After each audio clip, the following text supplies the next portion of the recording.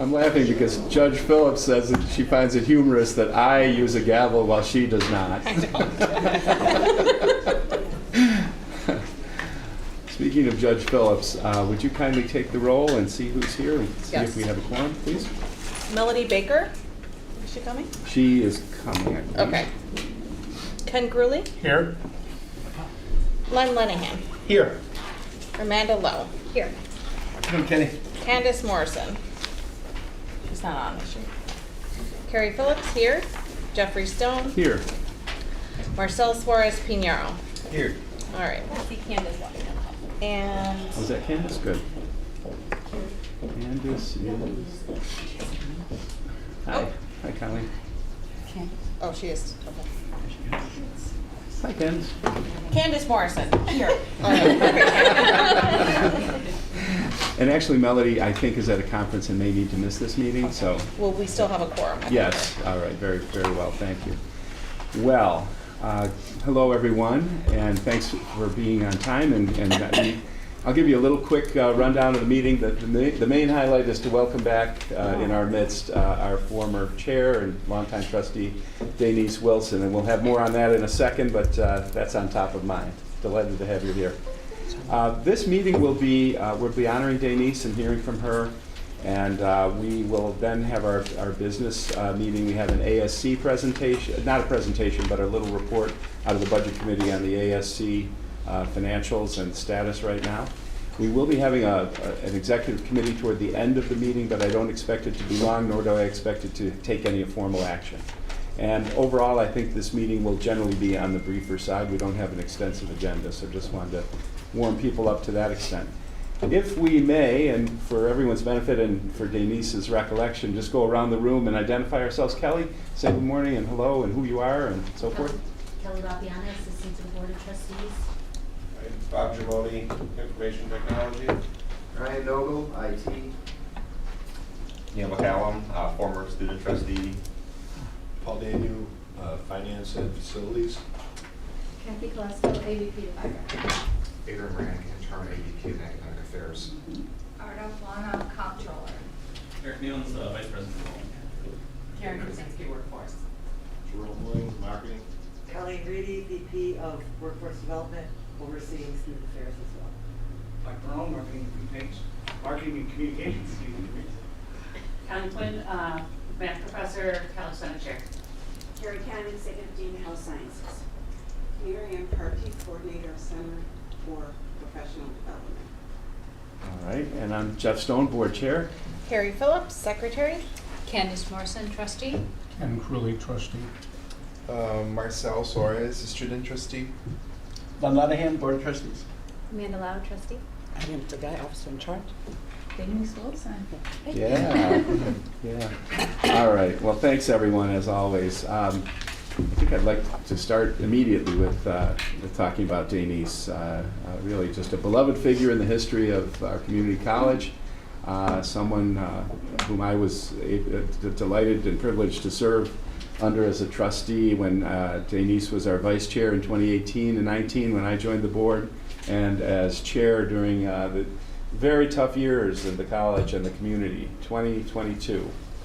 We think about what happened in those years. Obviously, the pandemic is on top of mind, but there were other things as well. We had our storms. We had, of course, May 14th right in Denise's home community.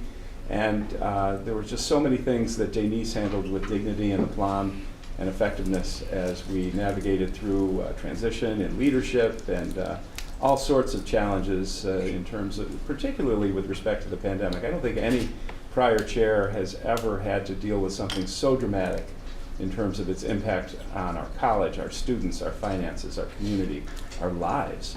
And to try to run a community college whose business model involves packing a whole bunch of people into small places during a pandemic when that was essentially disallowed was quite an accomplishment. All through it, Denise kept the board united, organized. She maintained excellent lines of communications with our presidential leadership and other senior executive staff members. She ran our meetings beautifully, and it was just such a pleasure to and a privilege to observed Denise in action while I was vice chair and heading to be chair, so that I would, know how to do the job when it came.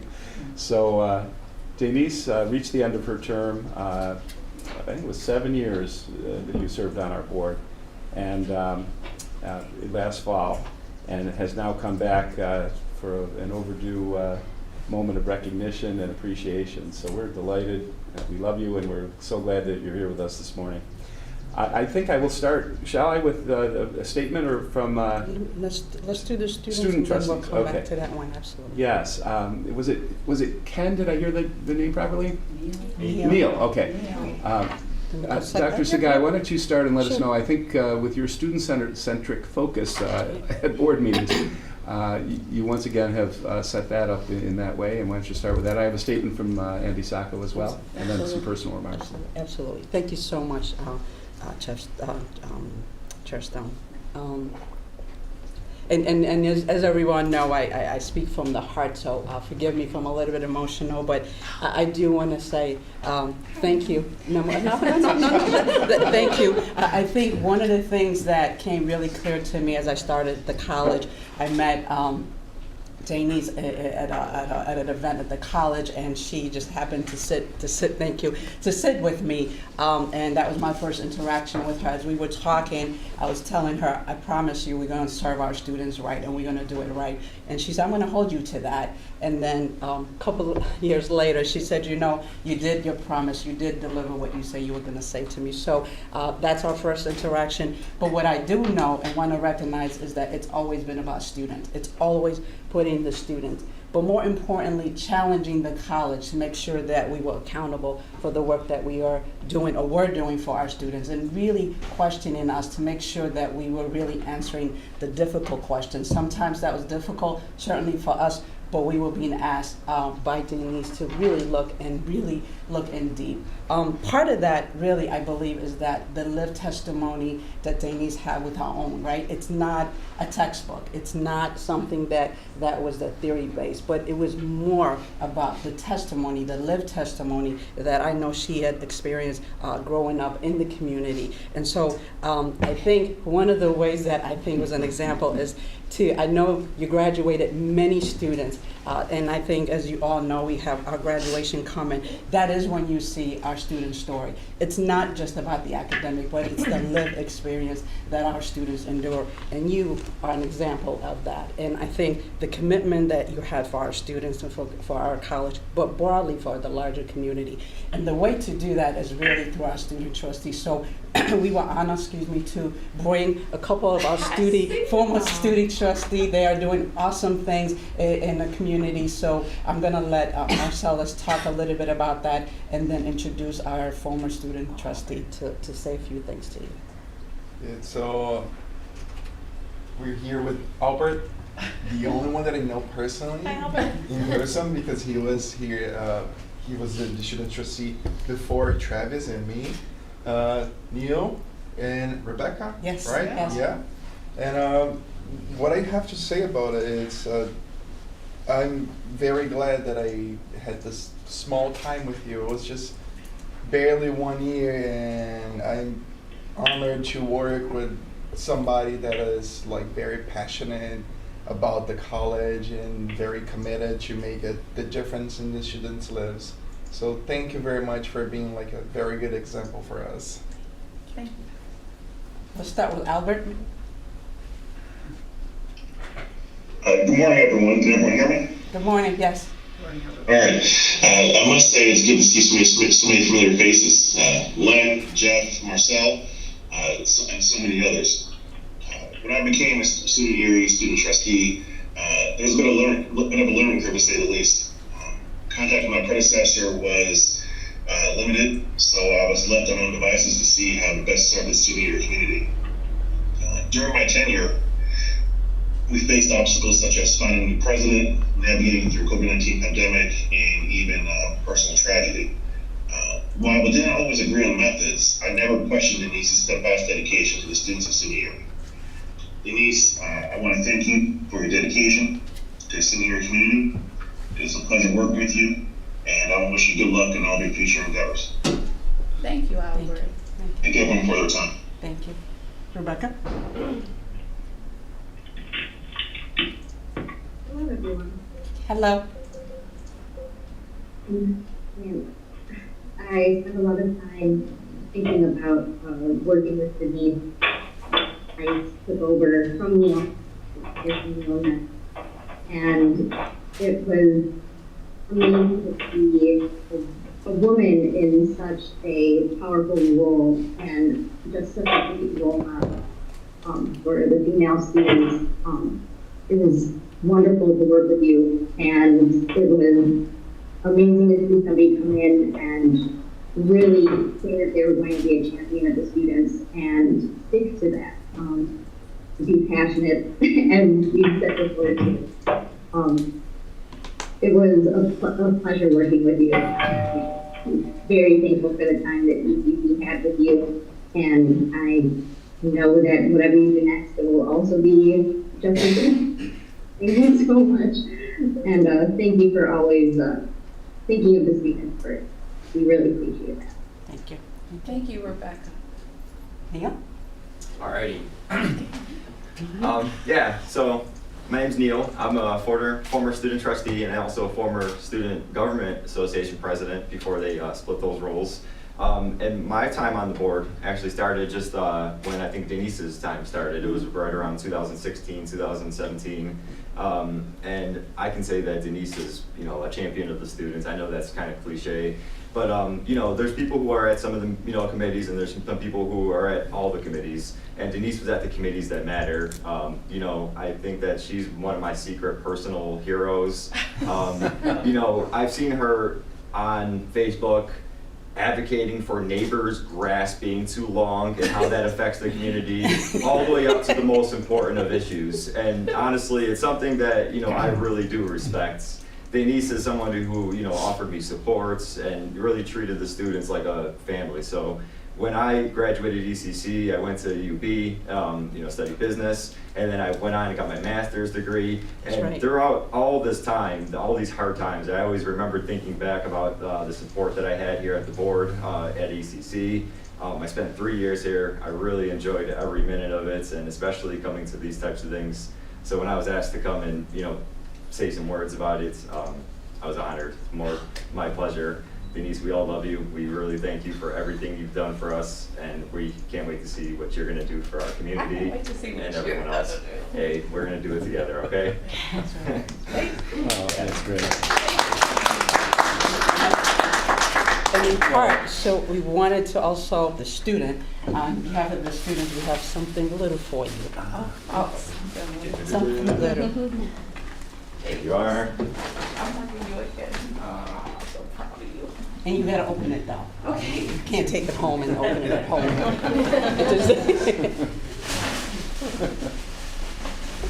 Oh, yeah. Yeah. Oh, yeah. there we go, there we go. She loved the sweatshirt. I'm a hoodie chick. Yes. Yeah, that's I'm a perfect. hoodie chick. Thank you so much. You know, out of 7 years, this might be my first ECC Swag. Hoodie swag. Thank you so much, student. I can't even call you students anymore. You're just amazing people, and the work that you've been doing. I'm grateful to have worked with all of you and learned so much from you. So I thank you. And I haven't followed all of you yet, but Neil, what? Rockstar. He is gonna watch. So thank you so much. Well, given how Denise is wired, and we've all referred to it, I can't think of anything more appropriate than having 4 former and current student trustees be the first to talk about Denise and what exactly she's done. There is a person on screen, Bill Reuter. I'm about to come to you. The reason I want to mention Bill and ask him to say a few words at this moment is that it may be that there's never been a pair of board chair and president that had more emails and conversations than Denise Wilson and Bill Reuter. And that record may never be broken. So I know there's been a lot of water that you guys have sailed through together, and I'm sure Bill would want to say a few words as our former interim president. Thank you so much. And yes, you're right. It's a record that should not be broken. We had a lot of discussions, a lot of heart-to-hearts. I had the good fortune of working as a staff member for the trustees, and Denise was a trustee then. She was very honest early on. I don't know anything about money. I don't know anything about finances. And she just embraced it and wanted to learn and understand everything about the college. And then, I left for 3 years and was fortunate to come back as the interim president, and first working with Len Lenahan as the chair, and then working with Chairwoman Wilson. And honestly, every chair has been so engaged in the college. Denise's, I think, what she brought to the table was her commitment to the community, commitment, passion to the students. Neil mentioned she was so student-centered, but I think probably for all the issues that we worked through and around, I think my biggest takeaway from working and being involved in Denise's life was at graduation.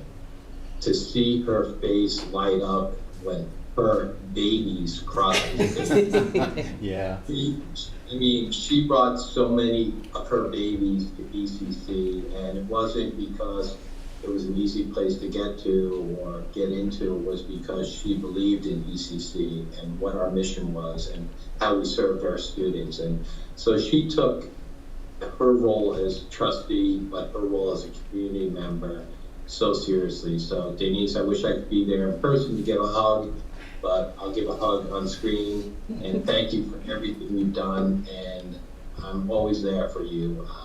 Whatever you need, I'll be there. So thank you for this journey. I appreciate it. Thank you so much, Bill. Thank you so much. That's perfect. And of course, Neil and Rebecca and Albert and Marcel, thank you very much to all four of you. You really do represent the best of ECC, and it's a delight and an honor for you to be here. I know how much that means to Denise, and that makes it very special. Another person who worked extremely closely with Denise is Len Lenahan. So I want to offer each trustee a chance to say a few things, but maybe start with Len because you work so closely with Denise. Yeah, I'm probably the first person here, or the only person here who got to meet Denise before she actually came to the college.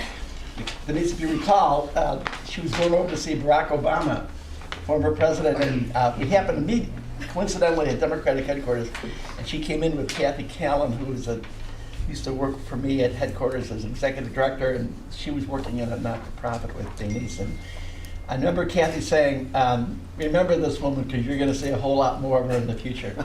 And not too much longer, she became the head of that organization, his director. And then not too long after that, she became a member of the Board of Trustees. And I just have to say, I've never seen a board member in any board that I've been on go after with such passion the mission of student success. And yes, there were a whole lot of other issues we dealt with, leadership and budgets and problems and ups and downs.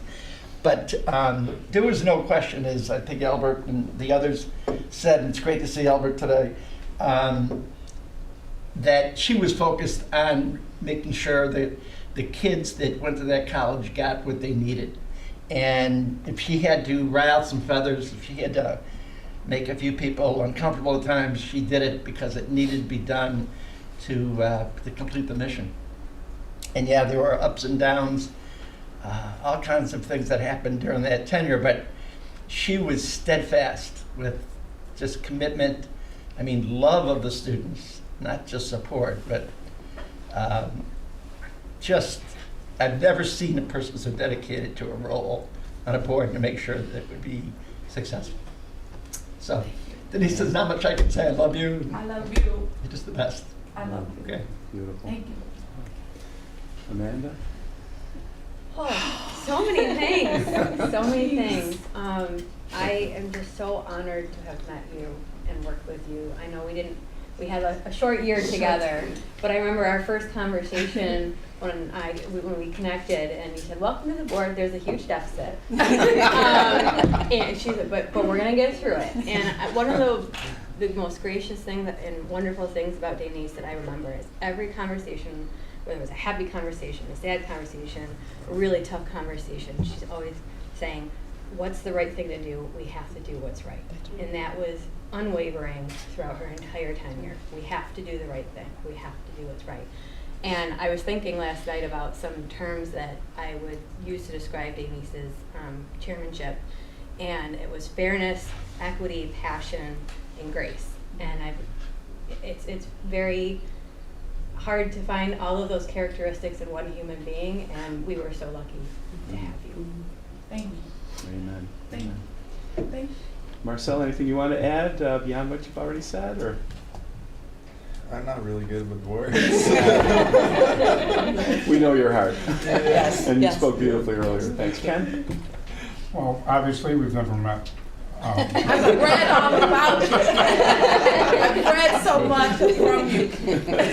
You better come up with something, Mel. I appreciate greatly the hard work you've done, particularly the last couple of years. I know were very, very difficult for the students, the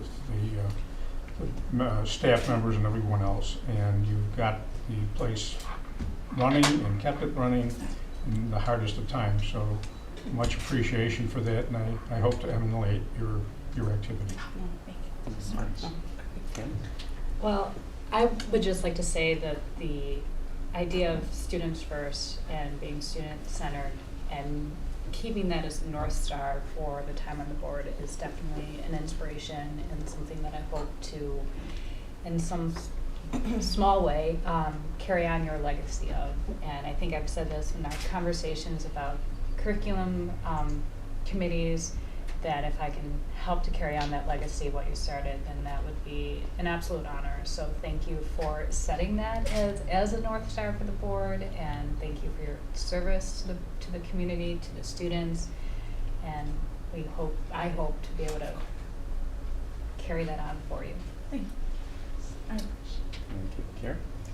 I think everybody knows what a big fan of yours I am. Tell it to everybody that I meet. But it is hard to put into words. You've been such a role model for me personally and professionally since I got on the board. You are a pillar in your community, in your family, at this college, certainly. I think as women leaders, sometimes people ascend to a high position and kind of mold themselves into what people think a leader should look and act like.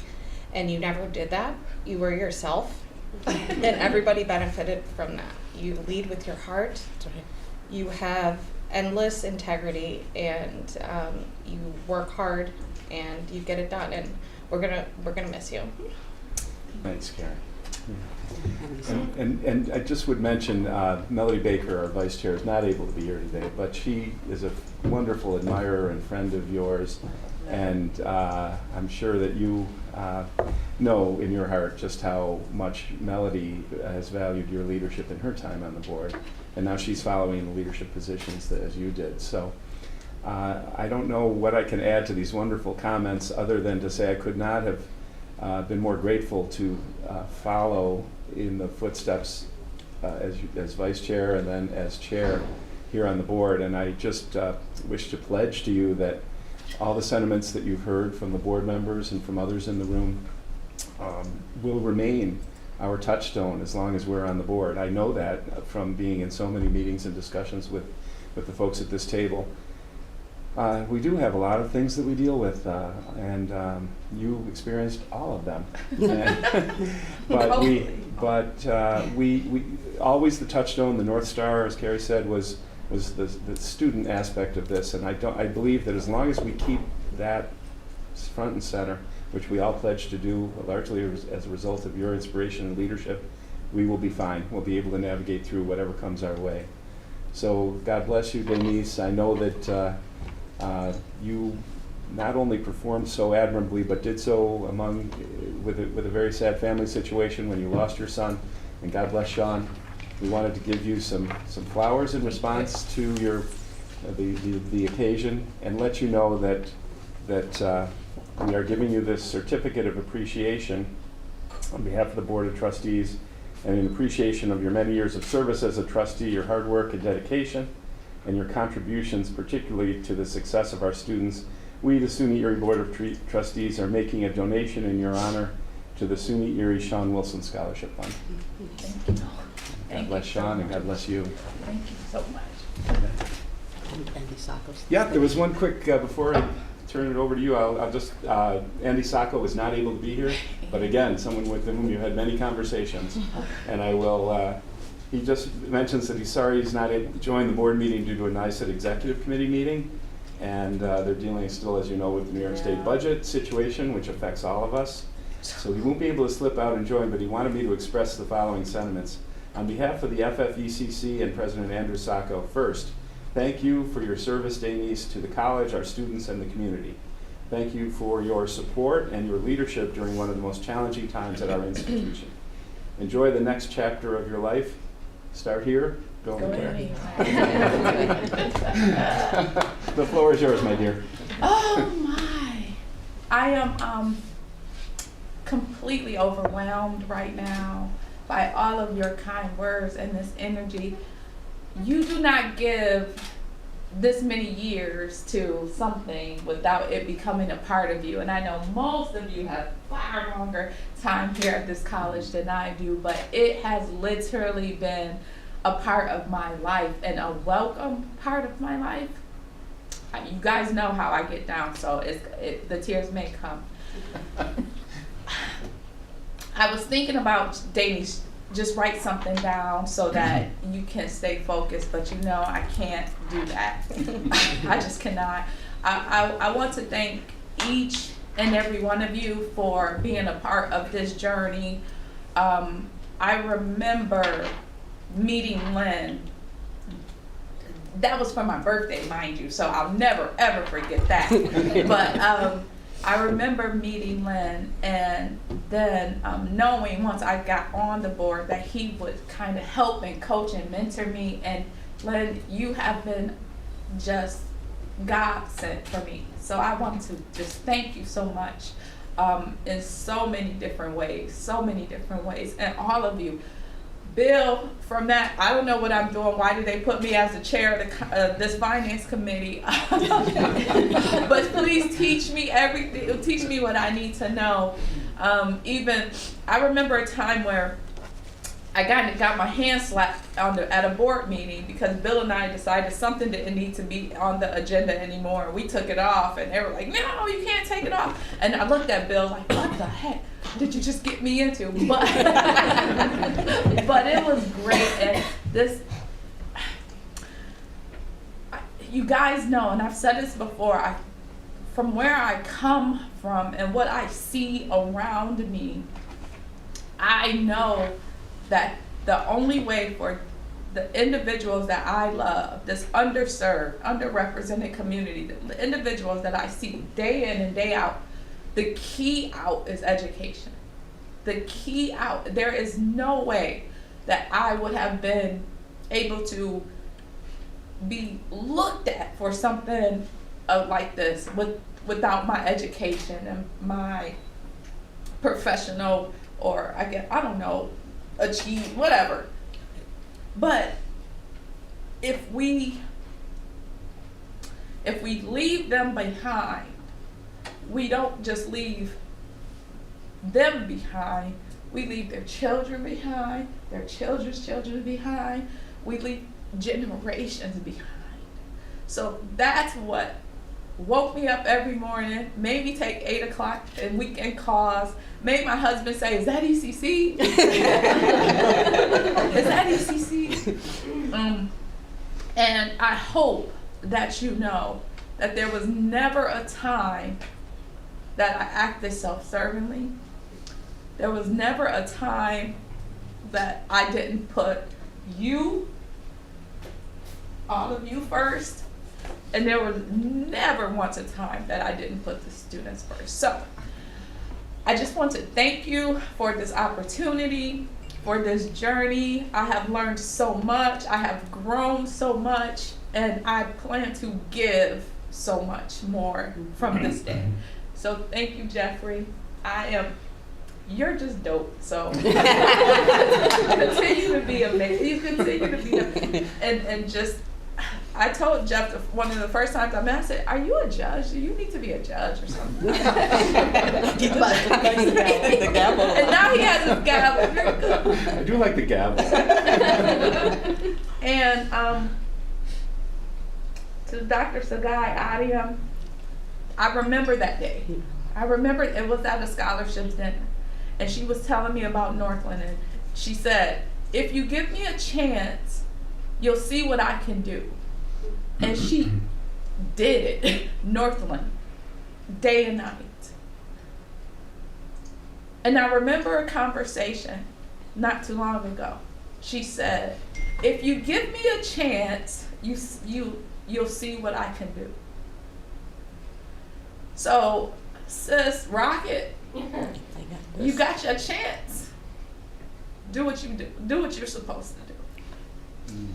To all of the women around the board, this board table, continue to be heard. To the men around the board table, continue to listen and continue to support a woman's voice.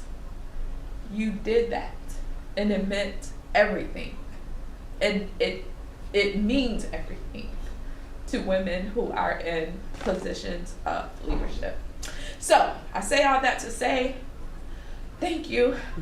Thank you to Kelly, Bob, everybody, Gail, everybody who supported me, kept me on task.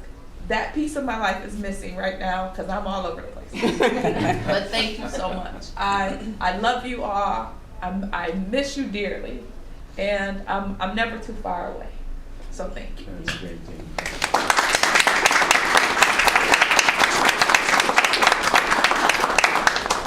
I know how much you enjoy and have missed these board meetings. Every last one of them. So you're certainly welcome to stay with us if you no. No. I'm just gonna grab my bag and I'm gonna go. Well, then I certainly want to invite you to graduation, because I know that night will be a chance for you to receive comments from everybody in the room and really see the results of your dedicated leadership.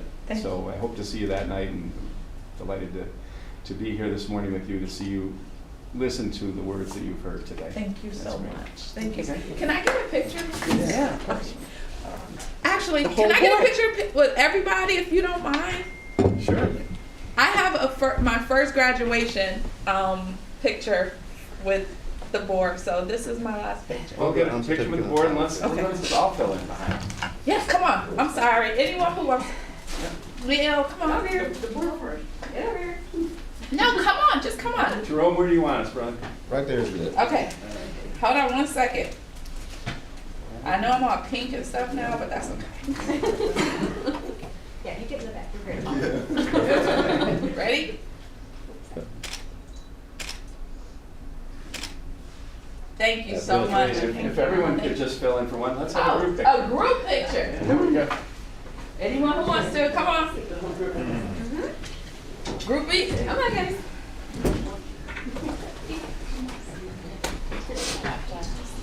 Yeah. I know, I'm normally in the back. He's like, Hold up, Mike. Shoot this gap right here.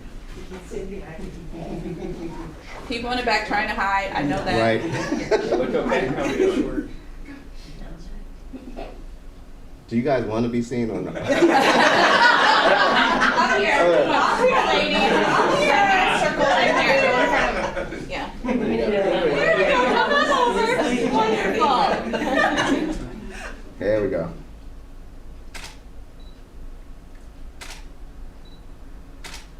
Thank you. All right.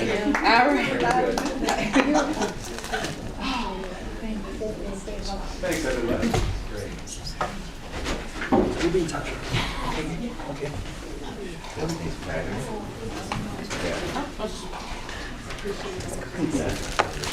We'll be in touch. We'll see each other. Thank you. God bless. Yeah, where did it?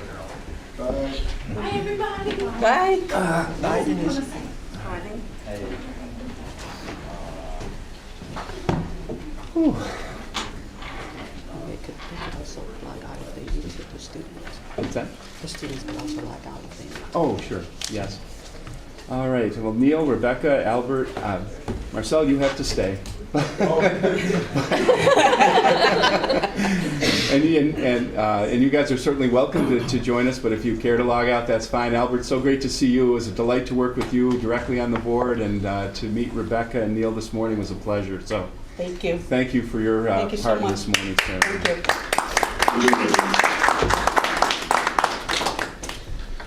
you. Ooh, Denise is always hard to follow. So it's so great to have her here.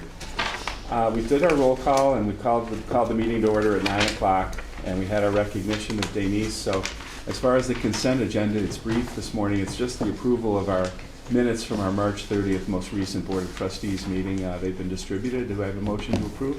So moved. Thank you. Second? Second. Second. Any discussion? If not, all in favor say aye. Aye. And opposed? Those minutes are accepted. As for the committee briefings, how appropriate that we start with curriculum, student success, and diversity in the wake of Denise's comments and her service. Candace? Yes, so we did have a brief meeting this past month. I was the only trustee who was on that call. I believe Melody just couldn't make it, but I'll hand it over to Erickson to talk about the items that we have. Great, thank you. I may also call on some additional details here. The first one for vote for the board is utilizing the SUNY Buffalo State University space for our 2023 commencement ceremony. And as all of us know, a very exciting time to really celebrate student success. This one's for this. And the second item is related then to our respiratory care program. If there's any questions, certainly Dean Kahn can comment as well. But it's an agreement then with United Health Services Hospitals and Urgent. Yes, both are summarized page 13 and 14 in our materials, and obviously we need a site for our commencement, and Buffalo State University now has been the site while I've been involved, and it's an excellent venue for that. The details are in our materials, and the other agreement with respect to United Health Services also summarized. These are required courses, so I don't think there's anything controversial, and if everyone agrees, then I'll take a motion to approve both of those agreements as presented, please. So moved. Thanks. Second? I'll second. Okay, thanks. And any further discussion? If not, all in favor say aye.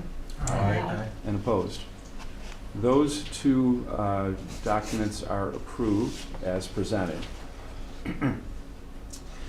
We, for the information of the board, we have the advisory council member, if you want to take those two items.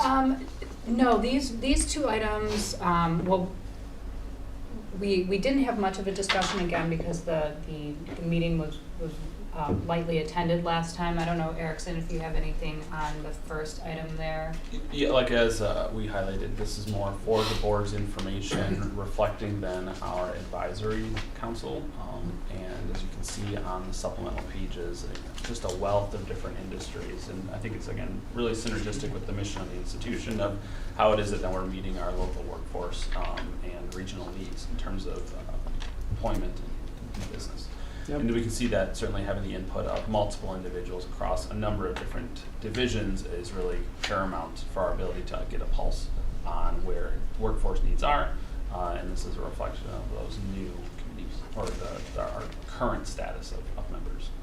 Yeah, a couple names that jumped out at me as I looked at the list. Judge Calvo Torres is there, Joseph Gramalia, the Commissioner of the Buffalo Police Department, and Denise O'Donnell from, I guess, Hospital and Safeguarding Children. I think that's Denise O'Donnell, who I know is former U.S. Attorney in Western New York. So that's for our information as well as the minutes, and I think we're taking them and accepting them as presented. Ken Cooley, Budget, Audit, and Facilities Committee. Sir. Informational items for the board, although I'd like to maybe talk briefly with Arda about where we are with the budget. Arda, you want to join us?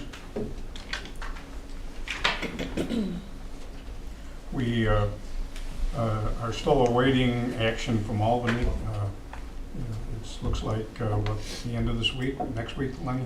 I would say late next week. But it is getting closer, and so whatever benefits we may or may not get out of the legislature, we'll know very soon. So I would think we, by the budget meeting on May 13th, have some idea of what things look like. But you want to just fill us in on any other developments that are going on with the preparation of the budget? I really don't have much other update to bring than what we discussed at our April meeting. We have a 5-year projection plan, and we still stick to it. I did speak with Suni this morning, and you are right, there is no movement as far as approving the state budget. They're hoping to have it done by end of the weekend, but it doesn't look like it. So if there is no movement by the end of next week, I highly recommend we move forward with actually preparing a budget, because we have to submit this budget to Erie County, in which we actually have requested to delay our submission. It's normally Did we get a response from that yet? No. As of this morning, no response from Erie County. Okay. And I would hope, depending on how all these developments go, that we can take a look at the out years, so for the full 4-year plan. I know that's a little bit of a crystal ball thing, but because the enrollment is projected to stay flat and expenses will continue to rise, we need to have some idea about how things look like in the 2nd, 3rd, and 4th years. And that'll have to be done for the control board anyway. So if that can be put together by that meeting in May, that would be helpful to sizing up the whole budget. Other than that, Mr. Chairman, we don't have anything else to report at this time. Okay. I know Susan Holloway is on, and Sue, I'm sorry I didn't bring you into the introductions at the beginning of the meeting when you were on screen. But we did receive the financial summary on our pages 21 and 22. And Sue, I wondered if you wanted to just summarize briefly what's going on at ASC as reported, and add any color to that. I think you're muted, Sue.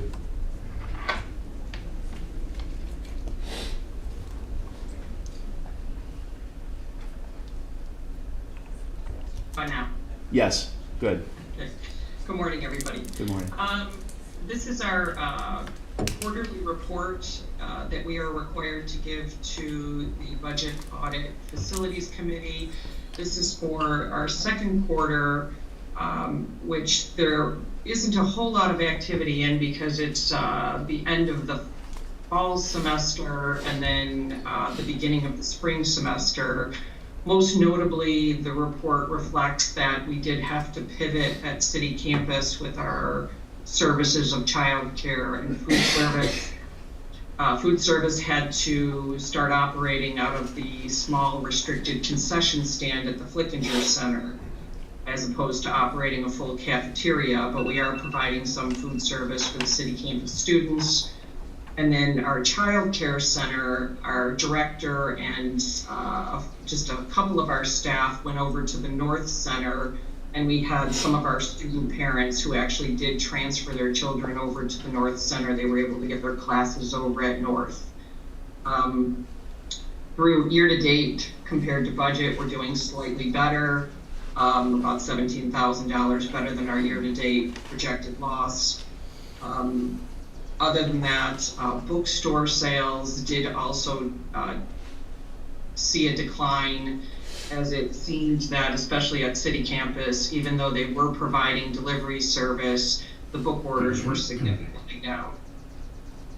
Other than that, I really don't have much to report on the 2nd quarter.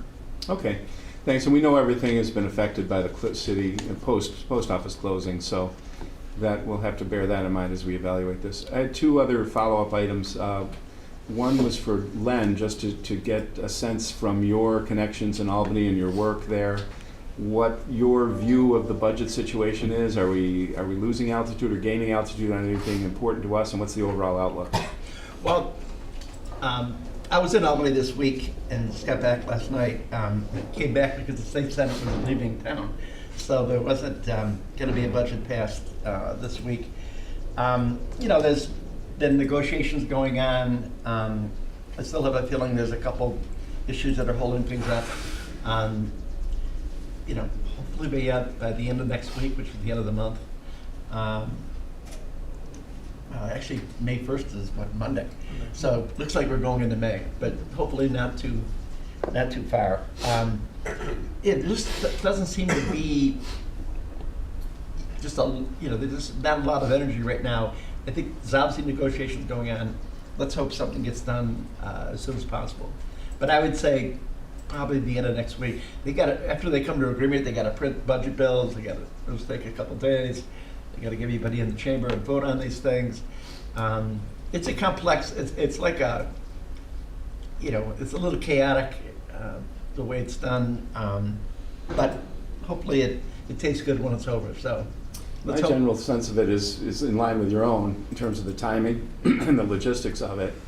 And I haven't noticed in any reports that I've seen any of the things important to us, such as the floor or anything like that, coming out of the mix. It's really just held up on these bigger issues that don't necessarily immediately concern us. So hopefully some of the financial things that Arda outlined in a report a month ago that are in there and could help us will remain in there and will help us. Thank you, Len. Ken, the thought I had as a follow-up with you was you expressed some good interest in the last 30 days or so about taking a harder look at chargebacks. And we've had reports to the board about them. They remain a difficult subject for the general public to grasp, and we continually refresh our recollection about them. You, as a former county budget director, very sensitive to the issue of chargeback. And there's a little report here, and the rates have been adjusted and so forth. But you're going to take a little harder look, and you want to talk about that? We've actually set up a meeting for May 8th. Okay. It'll involve the president and staff members and members of the county controller's office, because the controller's office has some information on the people who are going from Erie County to the other counties. I've talked to Michael about it, and we're looking for an opportunity to try and maybe do some recruitment. I guess it depends on how we can push that. They're already there, so bringing them back may be difficult, but maybe we can get some sense of why they went. The numbers are pretty big. The stuff that we've had, I think Erie County taxpayers are paying about $8 million a year for Erie County residents to go to other counties, which is an incredible number. So anything we can do to work our way back will both help the taxpayers, also bring in maybe tuition here, which could be a win-win. The controller's office also says they have some problems with certifying the addresses of residents of people who claim to be Erie County residents coming here. I'm not sure of all the ins and outs of that, but they can explain that at the meeting. But it's not going to be an overnight process. It's going to take some time to try and figure out what we can do, but maybe we can get some sense of how to recruit some back. It's been a very large jump over the last year or two in the numbers, in Niagara County in particular. So it's something that we got to try and work on if we can affect it. And I'm sure we'll have the support of the folks in the Rath Building to do whatever we can. And just to add to that, I'm sorry. Yeah, just to add to that, we did some work after the data, and there's a lot of information that Kathy and her team put together. So we'll have that meeting and discuss some of the data, because there are some issues with the data of accuracy, and we were able to dig in a little bit deep to see what that looks like. And so I think it'll be an interesting conversation in terms of the accuracy of the data. From my perspective and the board as a whole, I really appreciate the engagement about this, Ken, Audie, and others. This is of tremendous interest to the county executive, his chief of staff, the legislature.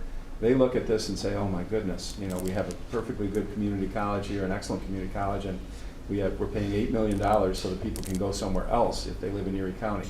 We have got to do our part in terms of identifying some of the factors that are driving that.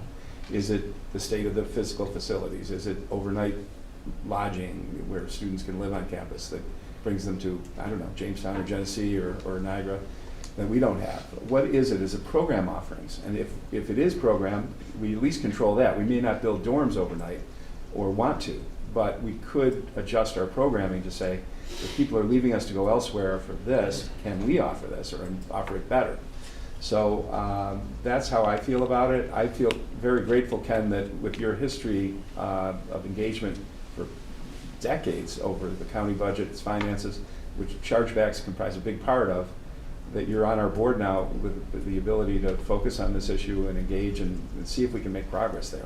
Appreciate it a lot. It'll take a long time. Well, it will, but we can get it started. with Len as well, with his history in the ledge, we've got some folks on the board here who can really dig down on this, and I think we would do well to continue that effort. And Nadiam's shown great interest as well. Yes, absolutely.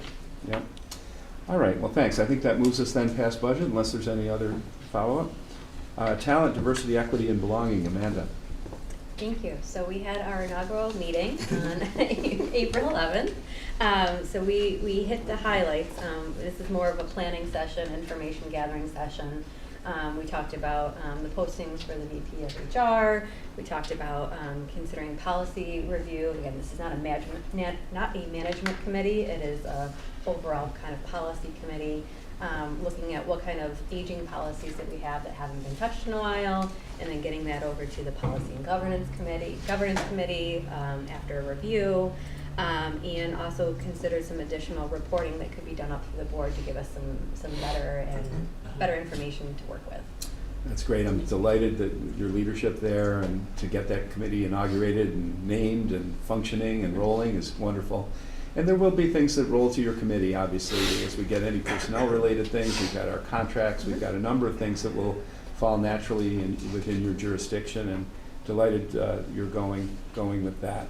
In terms of policy and governance, Melody is absent at a conference today, so we will bypass that report, unless you have anything to add. We didn't. Okay. Strategic planning and assessment, Carrie Phillips? So we did have a meeting. I can't remember what the day was. Actually, this month is a crazy blur, but it was earlier this month. Yeah, on the 15th of March or okay. something. We drilled down a little bit more into the point of talking more about specifics going into the written plan that we're looking to have done by the due date in August. We focused in on the 5 pillars. We've turned a little bit into a working committee, which is kind of interesting to watch. We've got a great team assembled, and I get to see people really talk through the details of the plan, and it's been interesting watching everybody work. I think we are on target as far as getting the feedback required to have the written plan in at least a bridge plan, I think we were referring to it, in August, before we get the full 5-year plan written out. We also, and we are gonna continue to meet once a month. In a lot of the materials it says we meet every other month, but because of the plan that we have that we're actively writing, we're gonna continue to meet every month. Our next meeting is 5/9 at noon. I think those references that I think Kelly and I kind of worked through are broad guidelines, and the way you thought about strategic planning, it probably should be more nuanced than that, that in a year when you're actively working on a strategic plan, monthly is perfectly appropriate. In the off years, perhaps every other month, just to pick up larger issues. Yeah, so we'll continue at the once a month for now. And then Kathy, did you have a Middle States update today? I can't remember. Or just another So I do have a Middle States update, and then I was gonna maybe fill in some pieces of the strategic planning meeting. Okay. So in the meeting, we had agreed upon 4 goals for the college that we're going to be studying: student success, which will include access, persistence, retention, and completion; diversity, equity, and belonging; economic development and upward mobility of our students; and 4th is our institutional sustainability. And these are aligned with our chancellor's pillars, but we brought that institutional sustainability in to really highlight some of the needs that we have locally. So those are the 4 pieces that we're going to be working on, and we have a plan in place to engage the community at a broader level. So the faculty, staff, and students will be participating and should be getting invitations to participate in those events coming up shortly. We also... I'm sorry, Kathy. Yeah. Can I just ask a quick question? What do you mean by sustainability? Just the... So the longevity that the college has in financial health, our sustainability with our human resources, our academic programming, all of those things. And including our spacing, right, our location. Yes, yep. So just the sustainability of the institution as a whole. So it's health, maybe. That was one of the things that one of the faculty members on our board wanted included in institutional sustainability was pedagogical innovation. So as an example, how can our academic programming offer more sustainability to the college? And that talks directly to the previous conversation we were having regarding chargebacks. If we have programming that is more in line with what our students need or want, we might not have that many chargebacks going to the other schools. Okay, thank you. So just some recent examples of the innovative ways that we are working to promote upward mobility of our students and that institutional sustainability. We had 2 new micro-credentials I wanted to make everyone aware of. We had a personal training micro-credential that was presented to the college-wide curriculum committee by Jennifer Ciandra and Jackie Diapol. They also presented the work that went into designing that micro-credential at our college day to the broader community of of faculty who turned to students that day, I suppose, because they educated us on a really robust plan to do the research behind what that micro-credential could look like, who it should be marketed to, and how it stacks into the other programming that they have in their degrees. And then we just had a presentation. Before you get into that one, Kathy, Sure. just on the micro-credential, I just want to emphasize, we have a total of 6 right We now. have with this 5 one. right now that are approved, and the 6th one I was just going to share. Okay, sure, and then I'll. Yeah, so the Thank you. 6th one that was just reviewed is by our social science department. They put together a grouping of classes that would address customer service and emotional intelligence needs, which I think is really stellar because that is one of the biggest requests we have from industry partners is if they could bring their staff into the college and get some of this emotional intelligence and soft skills that are missing.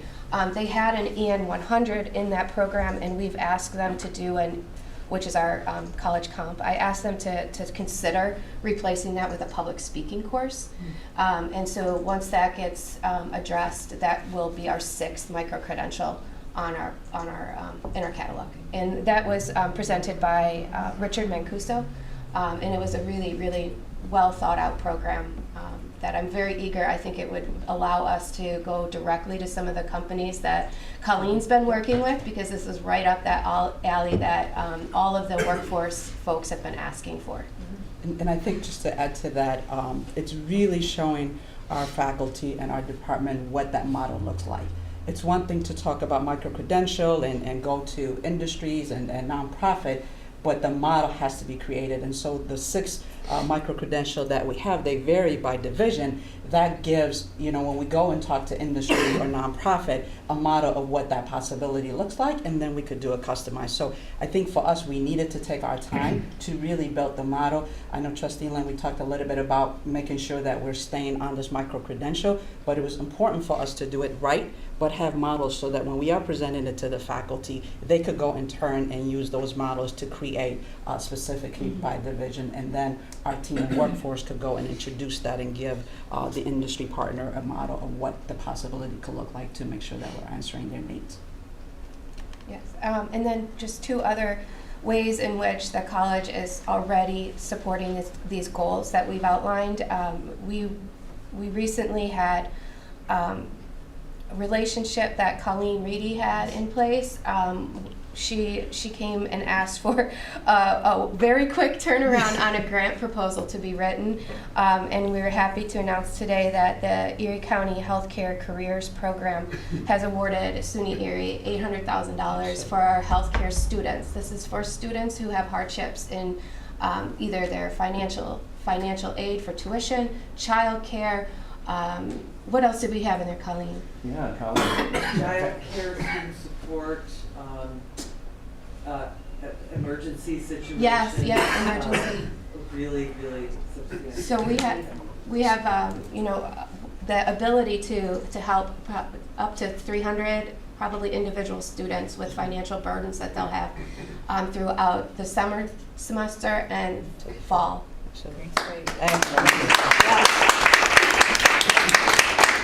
And then, anything you want to add, Colleen, to beyond what's been said? No, excited about that it finally came through. Well, I shouldn't say finally, it was very It was very fast. It was on the weekend that they did that work, just to know. We did some really quick work. Thank you so much to Kathy for supporting that, and it's going to help our students, which this morning, it's what a great day to talk about students, and that's what this focus is totally on. A lot of supports in place for Nice that. work. Absolutely. And then There's more.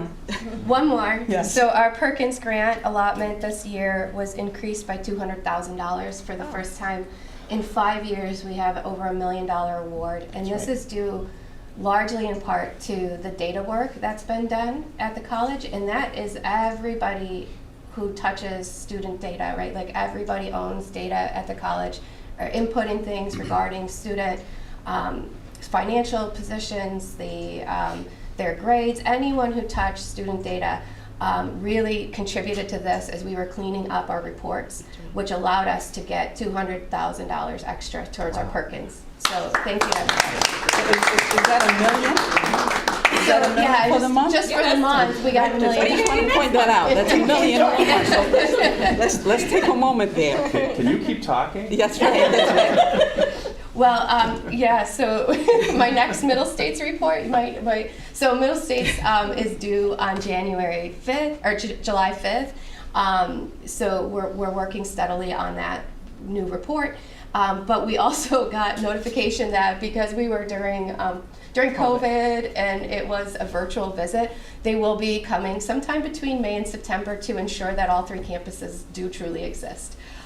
This will be a very brief visit. It will be no more than 2-hour time commitment from myself. The ALO is the person who will, my accreditation liaison officer title, will just walk them around and say, yes, the buildings are real. So we're looking forward to that. It might be someone from our team that reviewed us last time. And I'm very hopeful it's the one woman from New Jersey because she had a lot I thought we could learn from. So I'm looking forward to that. Excellent. So, thank you all. Thank you. Thank you. All right, thanks, Kathy. I hate to see you leave the table. I guess we must move on. Thank you. All right, so let's see, technology, Carrie. So right? we have our next meeting scheduled, we had to reschedule for May 4th. So I don't think we have anything to report unless Kathy thinks otherwise. Technology. Yeah. I don't. Oh, Yeah. So technology, we had a quick turnaround just a couple days ago. So I would like to thank the IT staff for getting a proposal for a capital project for our servers and our switches that are coming. So we turned that into Paul. So we requested $5 million for that project for our servers and switches, which are nearing their end of life cycle and need to be replaced. And that's important to get to Ben Swanekamp and the people at the county quickly. Paul's turned that all in for us. Because they're So- putting together their capital Yeah. their capital budget. So Okay. Paul, That's exciting. Paul worked with us to get that, and Joe Lundeen and a couple folks in on his team worked to get that together really quickly for us. Great, What's the thank you, turnaround? Paul. Something like that. The- From now to when new stuff comes in.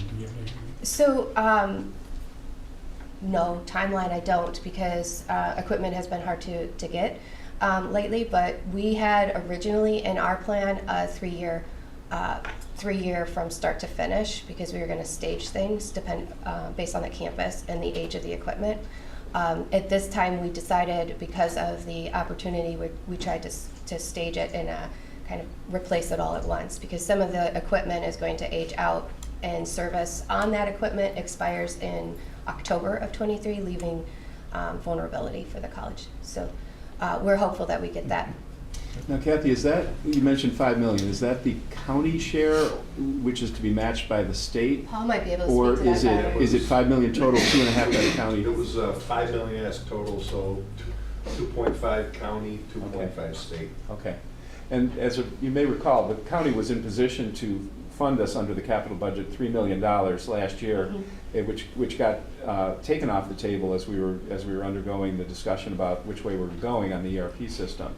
But that money is still hopefully there in a sense, in that people are aware that they were prepared to make that kind of commitment.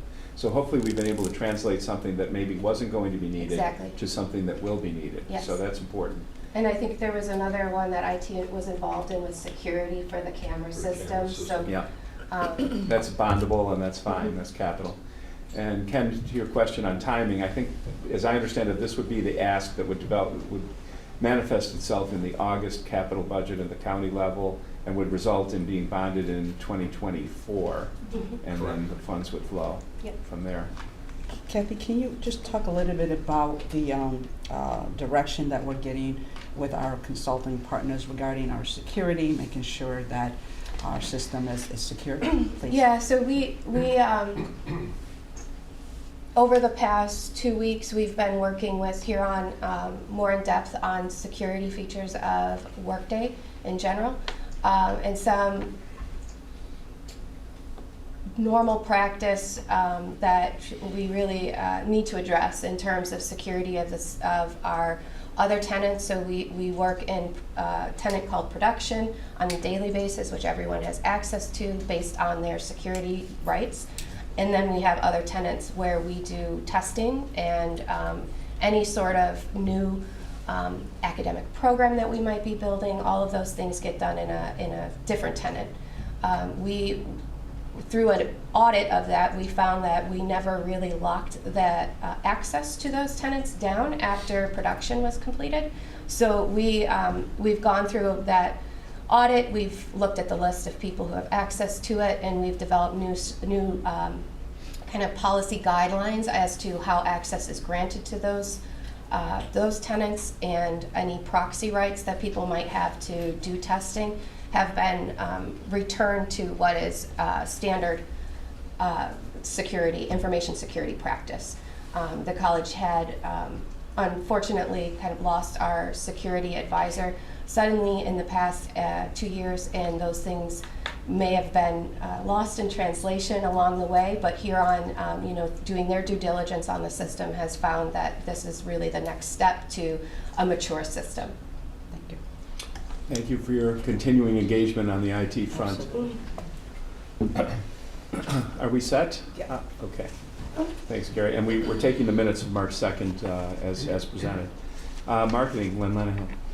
Yeah, the committee met yesterday. I wasn't here, but Mike's going to give a report as part of the, unless you want to do that now, Mike. Yeah. Part of your report. He could do that now. Okay, Mike, come on up. Thank you. There's been some, considerable progress made in developing the marketing program, and Mike's going to bring us up to date. Sure. Good morning, everyone. So, as you see in your packet here, we have begun our onboarding with the Martin Group, and we're actually in market, specifically focused on the open house, which is running this week. We have one more this evening, and we've been, in addition to doing some basic television ads, we've been doing digital advertising for the first time in our college's history. So very excited to see that. We've been doing general display ads, as well as using Spotify, Pandora, and Snapchat platforms in particular. And as I mentioned, Channel 2 and Channel 7 specifically we work with there. We also had a really nice little opportunity with ESPN Plus that came out of our athletics department, so we revised a 30-second spot focused on that to support that. But that baseball game on April 15th included a 30-second ad on ESPN Plus, which was nice. Of course, we continue to use all of our owned media channels, website, social media, our digital signage, e-newsletters, and our monthly, it's now a weekly e-newsletter that we send out to the entire campus, focused especially on supporting the continuing student registration. And we had an event last week that was quite successful for that. I think the most exciting thing looking forward now is, after this open house, we have a brand new campaign that will now, what I'll call the real campaign, that was the bulk of what was approved here, that will begin on May 8th. and meeting with them, roughly half of that budget that we've identified will be purely digital. So we'll be on paid search in addition to Facebook, Instagram, Snapchat, Hulu, YouTube, Spotify, Pandora, and Google display ads. I will never see it, but I appreciate it. I think you'll be surprised. You're not trying to attract me. I think you'll be surprised. You might just when you least expect it. And honestly, I hope you don't, because you're outside of our target audience. Right, so that would be a right, good thing. right. And we will be on broadcast still. Certainly broadcast TV and radio to an extent. We actually have a pretty substantial outdoor campaign that's especially important to our lower income audiences and our more minority and migrant audiences. So we'll still have a good outdoor presence between billboards, bus cards, bus shelters, and that sort of thing. And we are going to have a small presence, but a meaningful one in community publications, again, specifically those targeting minority and low-income communities. So we're really excited about that. That's basically going to run from May 8th through the end of this fiscal year, and we'll begin with a somewhat heavy focus on our summer sessions in addition to fall recruitment, and then as we continue through the summer and the fall, focusing strictly on the fall.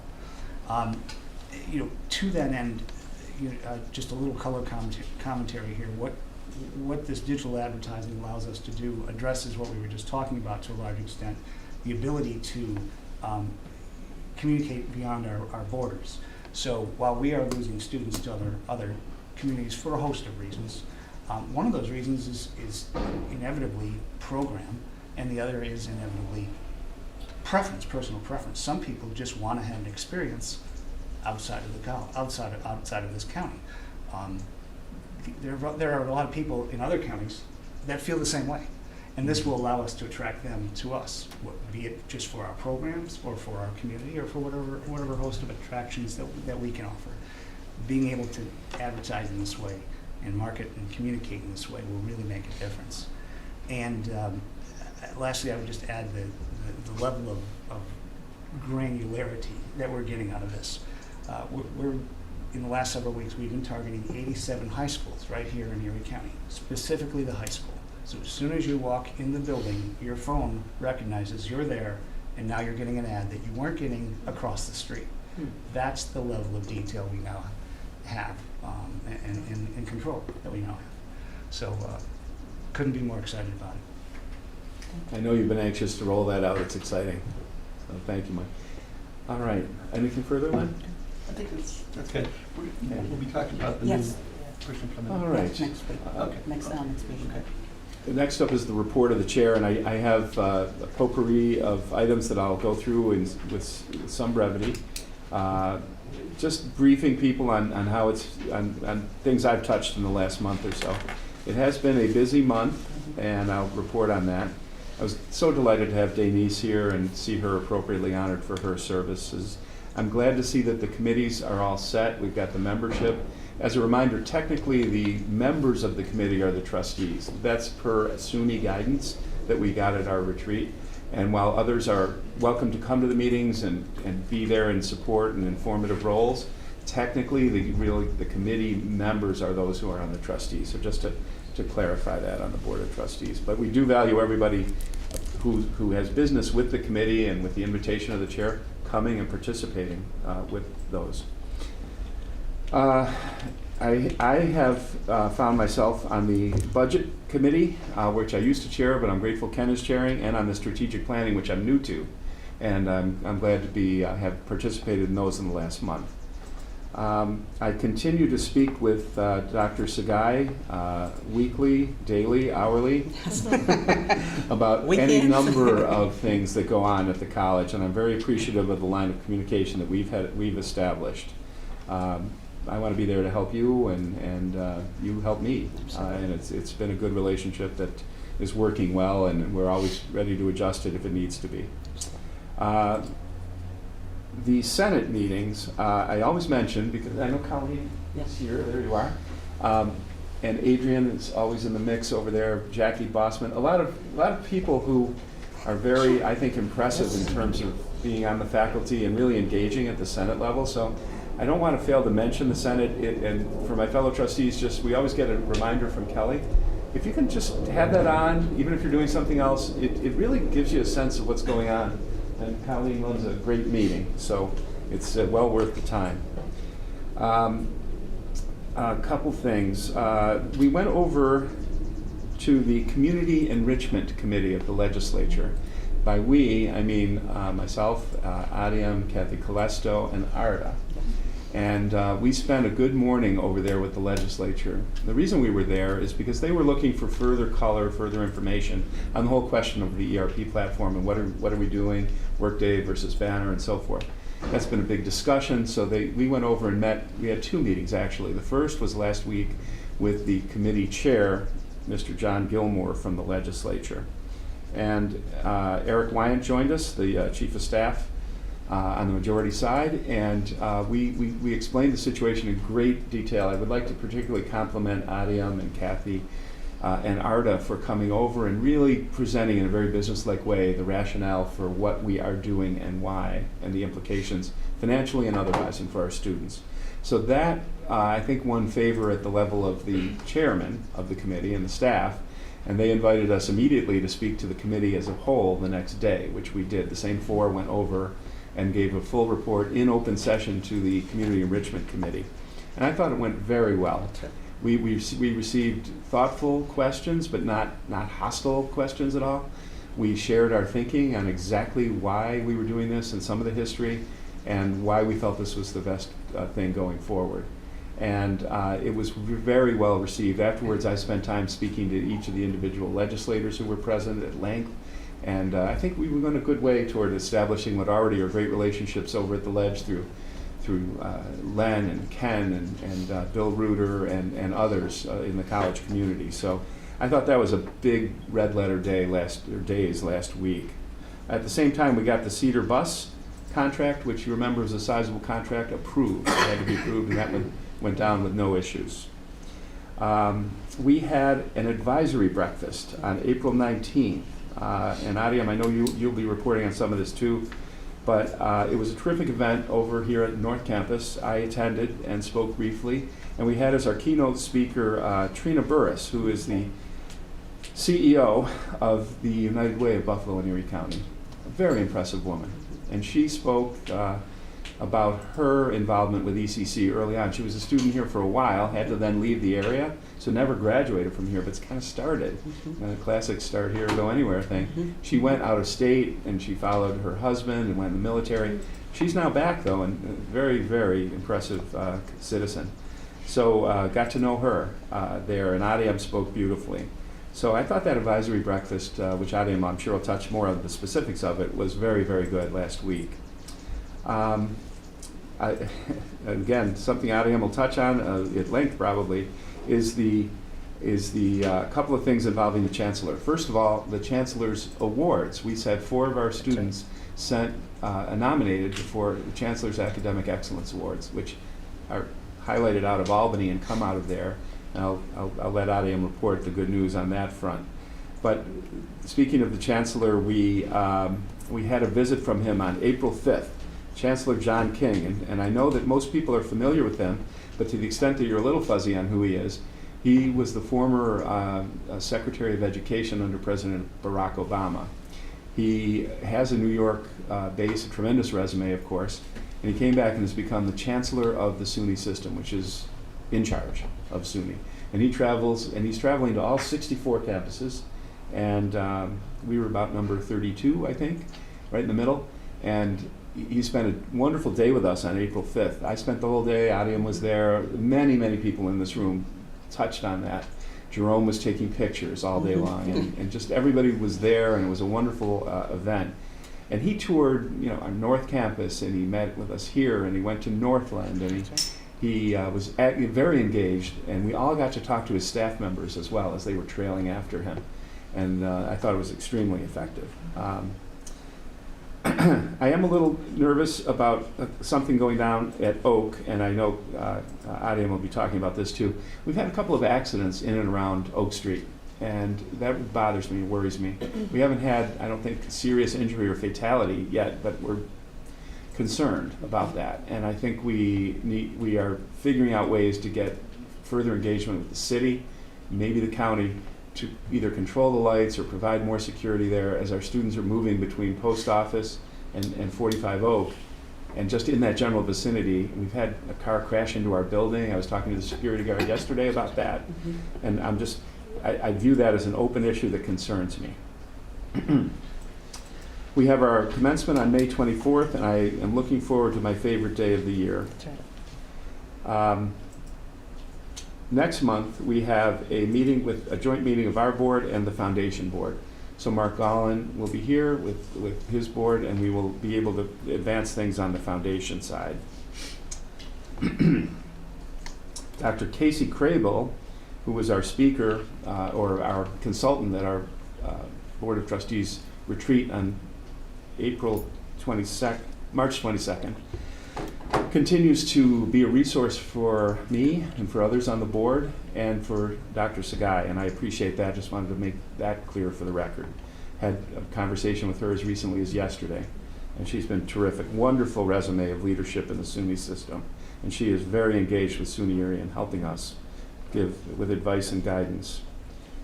A couple of other larger items. I spent a lot of time yesterday, and I appreciate Mike Roan's assistance here, in having 2 lengthy interviews with Channel 2 and Channel 7 about the college. Now, they were prompted in part by the article that appeared, the editorial, we know about that, but it was very much focused on what is generally going on out at the college.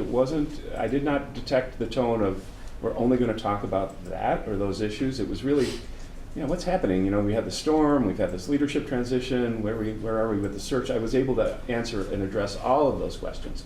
I spoke with Channel 2 for over an hour, Ron Plants, and with Channel 7, Taylor Epps, for almost 50 minutes. Now, only about 20 seconds got on the news last night. You may have seen it. But on Channel 2, all 3 broadcasts did cover some of that. But I think even if it didn't get all on the news, just the ability to have a reporter listen to me about the college for an hour and have our view of the positives of the college presented was helpful.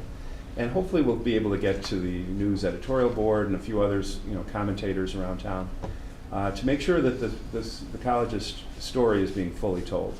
And I think that happened yesterday with both stations. And Channel 7 may have coverage tonight or tomorrow. We'll have to just keep a little bit of an eye on that. So Mike, thank you for your guidance in arranging that, curating that, and helping make that a reality. I was grateful for that opportunity. We have the search for the college president going forward, and that's the last thing I'll report on. I'm very happy with the way things are going with the search. As you all know, for a couple of months we were working closely with SUNY to get figured out in terms of exactly what parameters they would be looking for in a search, because as, again, you all know, they need to sign off on whatever recommendation comes from the search committee and the Board of Trustees here. That person cannot become the permanent president without SUNY's approval. So SUNY's a big player in this. It's not just the Board of Trustees deciding what to do. And they have ideas and they have procedures, and we've got that fully figured out. We have a formal memorandum with them of exactly what we are doing in the search. One of the things they recommended was that we have a somewhat smaller search committee than we had last time. We had, I think at times we were approaching maybe 40 people on that committee. It's a bit unwieldy. However, they recommended anywhere from 13 to maybe a few more than that. I think we're winding up at about 16-ish. And I wanted to share with everybody how we're looking on that. I'm really happy about the way this committee is looking for 2 reasons. First, and they have to do with the 2 charges of the committee. The first will be to identify the proper leader for SUNY Erie going forward. And the next, I think, will be to empower that leader. Because I would like the proper selection, of course, to be made. That's obvious. But I think also it will be important as we move forward in a very positive direction that whoever is chosen is really empowered and is coming out of a strong competitive process led by strong community leaders. And that, to that point, I will just share with you what we have as the committee now. From the Board of Trustees, myself as chair, Melody Baker as vice chair. Melody and I will co-chair as equals the committee, the search committee. Carrie Phillips and Len Lenahan, the other two members of our executive committee. Carrie as our secretary, Len is the most immediate past chair still on the board, and Marcel, who is our student trustee. SUNY urged us to make sure the student voice was heard on the committee. And if you have to leave and graduate, which we will congratulate you about, we will figure that out. You may have a successor who could take the baton as it goes into the fall. We'll see. But we appreciate you being available early on in the process anyway. Thank you. Yep. Beyond that, so that's the Board of Trustees, and then ultimately, remember, the Board of Trustees, all 8 of us, or 9 or 10, if we have it by that time, will be making the recommendation and the decision subject to SUNY approval, but those trustees are also on the search committee. Beyond that, we have the Erie County Comptroller's Office, represented by Tim Callan, Deputy Comptroller, and a former trustee of SUNY Erie. We have community leader, and as I mentioned, impressive individual, Trina Burris, the President and CEO of the United Way of Buffalo and Erie County, joining our search committee. David O'Rourke, District Superintendent and CEO of Erie 2 Chautauqua Cattaraugus BOCES, representing the secondary school community. Darren Brown Hall. Darren is the superintendent of schools at Williamsville CSD, has a strong background in the Buffalo City schools, and was on our last search committee and was delighted to join this one as well. He's very engaged about SUNY Erie. Ben Swanekamp, representing the County Executive's Office. Ben is the Chief of Staff to County Executive Mark Bolenkars. Mark Gollin, the Chair of SUNY Erie Foundation Board of Trustees and President of Personal Computers, Inc. We all know Mark and his dedication to the college. Mark brings a very interesting perspective, from the business community. So many of the things we've been talking about the last few years as being important in matching community needs with our student training. Kaz Rodriguez, the founder of Hispanic Heritage Council of Western New York.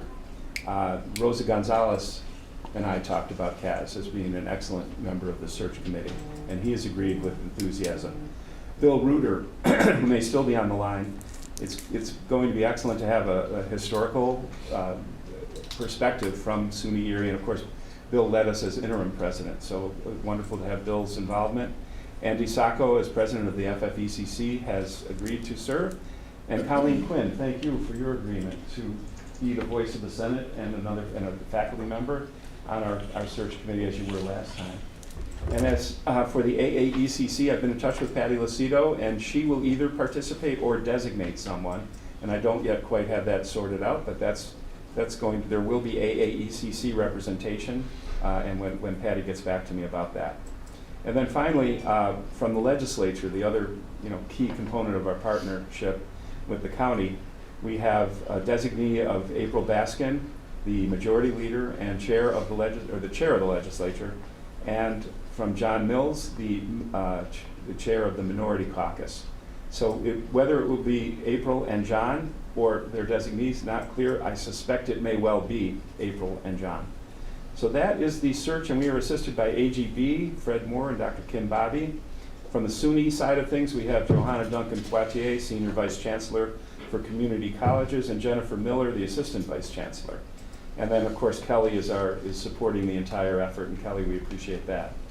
So to listen to that, I hope you came away with the impression that I did, which is to say, this is a committee that should be a thoughtful committee of strong people with great experience in the community who will do the hard work of identifying what is best for our college going forward. And when someone emerges from this process, I hope that everyone realizes they have the backing and support of people from all quarters of our community. Any questions about the search or any of the other mentions that I made today? All right. Well, if that is so, then I will ask our officer in charge to give her monthly report, which also brings in Erickson, and Mike already spoke on the marketing side. Yep. We'll start with Eric. If you want to put up on the screen here, we have our early but likely results in terms of our enrollment for the credit-bearing side. So please note this does not include our pathways or workforce or non-credit side of the house. compared to then where we were last year, which is called our end of term for spring of 2022. This is across each of the different categories. So giving you the high level to it, if you look at the bottom right in terms of our total FTE compared to prior year, very consistent with what we saw in the fall semester, which given the change in the education landscape as well as also what we've experienced year over year for many years, that 2% down is rather stable in terms of our overall enrollment. The greatest gain year over year continues to be our concurrent high school, which we call here locally our advanced studies category. And then from there we see the smaller of the two dips is our new student category. This is our transfer and our first time student category combined. And then where there's still the greatest opportunity I think ahead of us is looking at that continuing and returning student category. But overall, compared to then prior year, which will probably be quite consistent to where we end up here with our total numbers, is likely what we're looking at this point in time. So if you want to go down a little bit further, this is just a visual then of the data that's represented up above there. It's also a really fast-paced time of year right now, because not only are we reporting out for spring, we also then have our numbers in terms of our summer enrollment at this point in time as well. So I'll transition into there. When we look at both compared to summer, which is summer 1 and summer 2 combined, compared to where we are at this point in time, we see both an increase in terms of our head count as well as FTE at this point in time compared to where we were last year. That number has gone down a bit, but to what Mike had highlighted in terms of our marketing efforts, I am cautiously optimistic that then we'll start to see an increase as we really start to then have a greater presence in the market advertising about our summer. I think next year at this time is we'll then likely be able to then be more proactive, having this resource available, hopefully then see an even greater increase in those market penetration for these students. One of the observations I'm noticing, I think, is that with our marketing efforts, being able to attract students that are outside of our traditional academic periods is where the impact of marketing in particular plays a key role. When we look at the summer enrollment here, a lot of the summer enrollment is an increased activity of our current students enrolling for classes over the summer. Our applications are hopefully going to gain momentum as we get more activity done through the Martin Group and our external marketing efforts. And then early, again, very early numbers as we go on further here, we're also then having our fall enrollment. This is broken down by category, so now moving forward, we'll actually be able to see where is our relative enrollment by first-time students, continuing students, transfer students, and an overall head count, because there's a daily breakdown that I gather, and now we'll have this information. I think that information is quite important because when you do look at where we are, we do see an overall increase in both our student head count and FTE, which is great, and we are continuing to see that at this point in time. Though the message, and I know Dr. Sagai has continued to say this in each of our meetings, retention is our new enrollment, and I cannot stress that enough here. I think if there's an opportunity for us to make an impact as we then look at the last 2-3 weeks that we have with our students is how can we get our students to then get registered for that fall semester. Right now we're looking at about a 2% increase in our continuing students compared to last year. That's as of today. But we're still seeing about a 40% increase in terms of our first-time students at this point in time compared to last year. So a little transition over then to our open house. I cannot express more my gratitude also for the admissions team, Phil Struble, the director of admissions, all the admissions counselors, our processors, everyone, and there's just too many to thank. Our open houses have been a tremendous success, I would argue. In terms of where we are currently at this point in time, we have 598 individuals that have attended or plan to attend our open houses, because as we have the one here. In comparison to last year, that was at about 450. So if there's anyone listening, if we can get 2 more people to register, that'd make me feel better, because I don't want to say 598. If we can get over 600, that'd be great.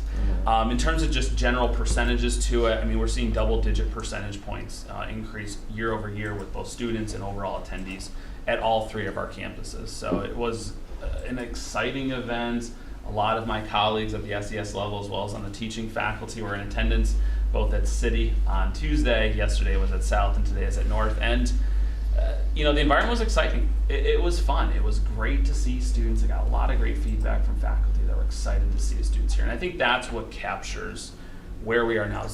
people are excited about us, they are interested in being here, and I think anything that we do each day to think of how we can make that impact with our students, our community that is interested in us, that's our focus. Anything we do outside of that, that's our choice. But if we can keep moving ahead, focusing on our students, getting them registered, getting them in here, it's exciting. Thank you. Yes, thank you. Thank you so much, Eric.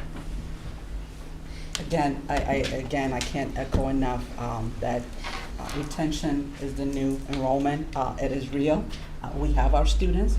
We also are reaching out. We'll continue to reach out for our step out because we do have a lot of our students also who stepped out. And so by us being out there and being marketing our open house and other opportunities and being out in the community, we're getting our students back. And they have a story, right? Trina was one of them who talked about her story. Her start was here. So the more we see ourselves in the community and present ourselves in the community, the better that we're going to be. So one of the things I thought in a lot of the events that I'll be talking about, Jeff mentioned. So one of the things I thought would be helpful for us, I'm a visual learner, so I like to see visual. So a lot of pictures, and I think pictures says a lot. So we have some pictures that I think I want to share. We're going to start out with the city renovation.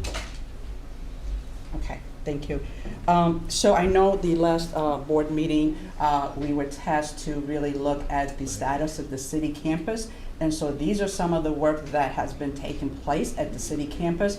Our goal is to get back fully to serve our students in fall 2023. While we're doing that, there's a lot of things that we have learned from this storm. As you know, every time there's a challenge, there's a great opportunity for us to look at things differently. And so this space has been. This is a space, Paul, can you talk to that a little bit, where that is, please? This is the tunnel between the post office and 45 Oak. Yep.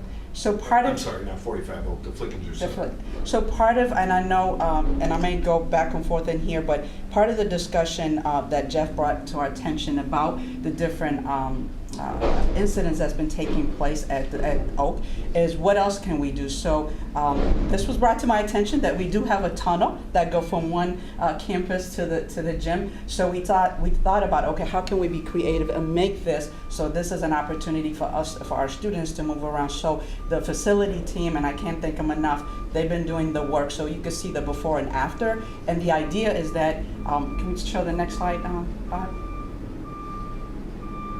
The idea is, with the tunnel specifically, is really to create an environment where we're going to have our art students put their pictures up in the tunnel and be able to make it so that it's friendly. We are thinking about putting some music too, so we're working on that. I got to get the IT people, but really to make that tunnel a really convenient space for our students to move from one space to another. But just to give you a sense, the work that's being done right now, this is the after and before. As you can see, classrooms, the facility team and others have been moving furnitures from the atrium, because remember, we put everything in the atrium from all the floors and all the classrooms, so it's a lot of work. So they are constantly working to make sure that all of our classrooms and offices or spaces are being moved so that we could be ready come fall 2023. So there's a lot of work that's being done. I know this was something that the board wanted to get an update on. So we're moving and progress is taking place.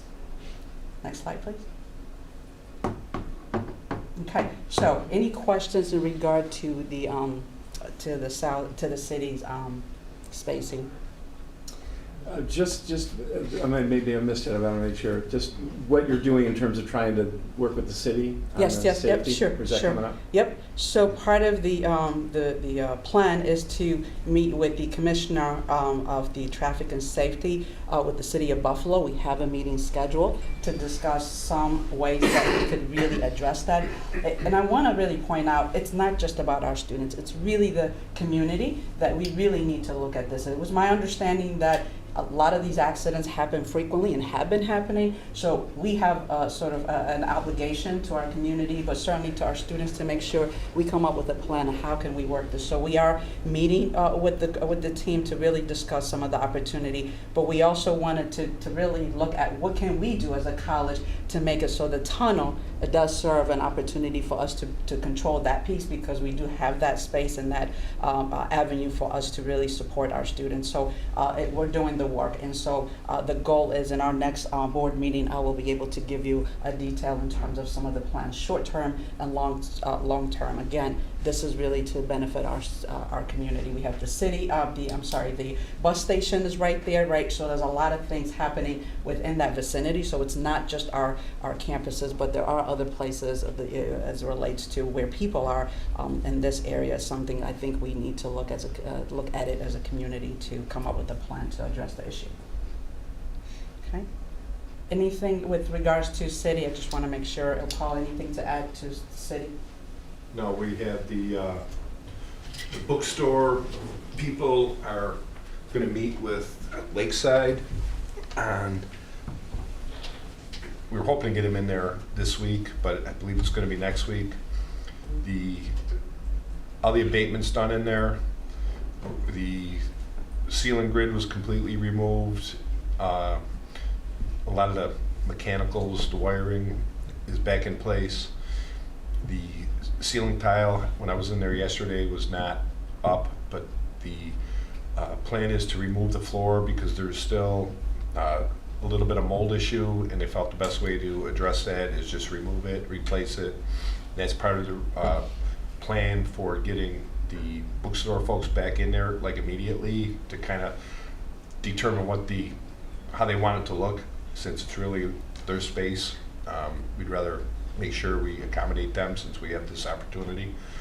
The 5th floor has been pretty much all the classrooms are refurnished. We repainted everything that wasn't part of the loss, so that and if chairs, desks, whatever are in there. Some of the IT equipment's in there. Half of the 4th floor has been restored in the same manner. The 2 big rooms that are to be addressed are 260, the bookstore, which is well underway, and 460, which was a large computer lab. And that was the room that you saw in the one picture that had the scaffolding and the plastic. They're redoing the ceiling. The cornice work in the hallway looks awesome up on the 5th floor. That was really where the sprinkler had kind of blew, and it was a mess, but you can't even tell. We're just waiting for the plaster to cure so that they can repaint it. Carpeting has been ordered, so I think we're doing really well. Yeah, thank you. Okay. You stay there though, because we're going to talk about the South Campus. So, please, the South Campus. Also, just to give you an update, as you know, we've been meeting with the Buffalo Bills team to really work through a lot of the plans that we've been conversation about. But more importantly, this is the first time also we've been talking about the academic as well as student services. How can we collaborate? So we did meet with our faculty, Colleen Quinn and others, and other faculty to talk about how can we collaborate with the Bills and the construction team, Turner and Elber, about doing some academic experiences, applied learning. What does that look like? So we had our first meeting internally with our faculty to really talk through that, as well as the student service side led by Colleen Reedy to talk about what else can we do from that end as well. So we had our first meeting led by Adrian as well on the academic side. We talked through some ways that we could meet with the Bill team to figure out what is the plan and the next step. So we're really looking forward to really do a collaborative programming with them. We've been meeting with them regularly. Every Tuesday we meet with the team and talk through about their plan and making sure that they're updating. So then the other thing that we've been also working with their marketing team as well as our marketing team to do an update to our Senate as well as to the board. So that's been a collaborative effort that Paul has been leading to make sure that the college community is up to date as to the plan, what are some of the things that are happening so that everyone is really clear as to what's going on at the South Campus. In addition to that, we are also working with our faculty, led by Adrian and Colleen Reedy, to talk about how can we create a different environment for our students that are at South. As you know, we have multiple buildings and our students are across multiple buildings. How can we really create a community? One of our students shared his concern during our chancellor's visit, and rightfully so, about the fact that he's taking classes at the city campus and also at the South campus, and he felt the disparity that, on one campus there's a community, where at the South campus he doesn't feel the sense of that, and partly has to do with the layout of where classes and services are. So we really want to address. So the key here is that our students, whether they're at City or North or Northland or South campus, they need to feel that there's equal opportunity for them to learn in a space, right, and services. So that is our goal. We're not there yet. I'll be the first one to tell you we have a lot of work to do, but our goal has to be that the inequity that exists within our campuses is real. That is one of the things that the Chancellor and I spoke about, as it was very evident as we were walking through buildings, right? So that is our focus, is how do we do that to ensure that we make sure that our students are experiencing both the classroom experience as well as the service experience and that community that we need to create. So we're constantly listening to our students and adjusting appropriately with the space that we have, and work through making sure that our students are getting the appropriate service. Similar, a lot of capital projects are also happening at the North Campus, so we're being very deliberate, making sure that we're talking to students, making sure that we're talking to faculty and staff, and get their input as much as possible, and being really impactful. So our goal is to continue that now as well as into the fall semester. Anything to add to that South Campus, Paul? No, just that the Bills actually started excavating. They're putting up their fence at the same time. We'll be coming back to the board most likely next month with another agreement. They'd like to store their excavated materials that they don't use for grading purposes. They want to store it on South Campus, on the western side of the campus, which would be over towards West Her. We've got a proposal from them that we're going to counter, and that will probably be coming to the board next month for approval. Thank you. Okay, thank you. As Jeff mentioned, Chancellor's visit, the 5th, April 5th, we had an excellent turnout. Now I just want to highlight this, that our faculty and our students were off on spring break, but I got to tell you, I'm so proud and humbled by the participation of our students. We had over 50 students. They came to me and said, we have 48. I said, get 2. We had to at least make it even. We got 2. As you could see in the picture, it was a great experience. Variety of our students, alumni, current students, graduates. So he was impressed by our students and had a very interesting conversation with our students, sharing his own personal experience as he grew up in Bronx, New York. So that was really inspiring for our students. We also had an excellent participation from our faculty. They asked, the agenda was driven by SUNY, so those are the individuals that they wanted to meet with. So our faculty showed up as well, even though they were on break. That we had a tremendous representation from our faculty. And then, of course, our community leaders that included K-12, our industry partners, our advisory board, they also show up on behalf of the college to present. And then we also had the opportunity to visit, and we purposely tried to have the Chancellor and his team look at our college in terms of our programming. Dental hygiene did an awesome job of really presenting that. The nanotech, industrial tech was also, we visited that area as well. Am I missing one? Yep. And then the STEM building, he was able to see that as well. And then we made our way in the evening to the Northland workforce as well. So we had a really great opportunity and really showed up. And I got to tell you, when we ask our students and our faculty and staff to show up, they show up, and they show up with excellence. So very proud to host the Chancellor and his team. That was a great day. Right. So some community events that I'm attending, I have to tell you, part of my job as officer in charge has been delightful to be out in the community to represent our college, and certainly as alumni, I'm proud to say that this was an event that I attended Saturday. This was the American Legion Gabriel Rodriguez annual dinner. This is the American Legion is a national large wartime veteran service organization. The organization is committed to mentoring youth and sponsors ranging a program for veterans and families in our community. So I was honored, as you can see, Dr. Gonzalez was there with me as well. So really important. I just want to mention Mr. James. He's the gentleman sitting there, 96. I don't know, and he told me it was okay to share his age. 96. He was one of the individuals who created community colleges. And one of the things he asked me was that I promised to keep the legacy of SUNY Erie. And I said, I will do that. And so it was great to sit, and I was honored to sit with him and meet him. So that was an outstanding event to be part of.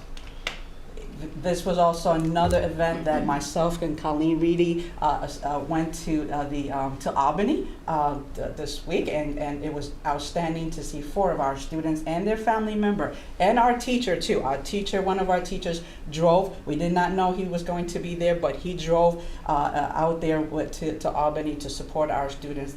Our students are exceptional. This criteria to be a part of the Chancellor Award, leadership, academic excellence, service to your community.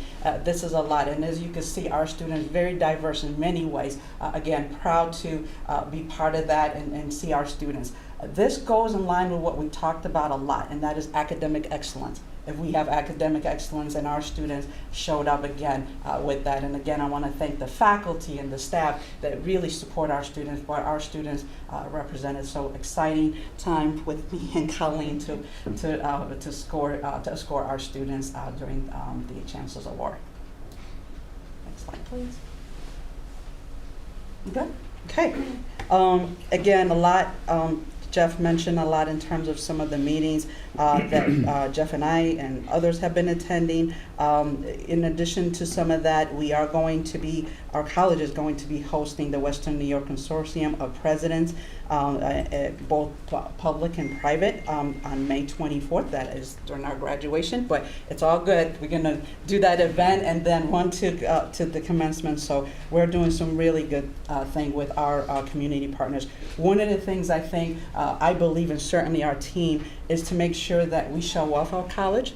We have a space. I know there's some things that we have to do in terms of updating our facility. That is well known, but we have great programming and great facility for us to really host different community leaders and different events at the college. As you can see, there's a lot happening. If you follow us on Facebook, you'll see that Mike Barone and his team are posting information to let the community know that we are here and we're going to serve our community well, and we're actively involved in our community. So I'm glad to see that activity happening.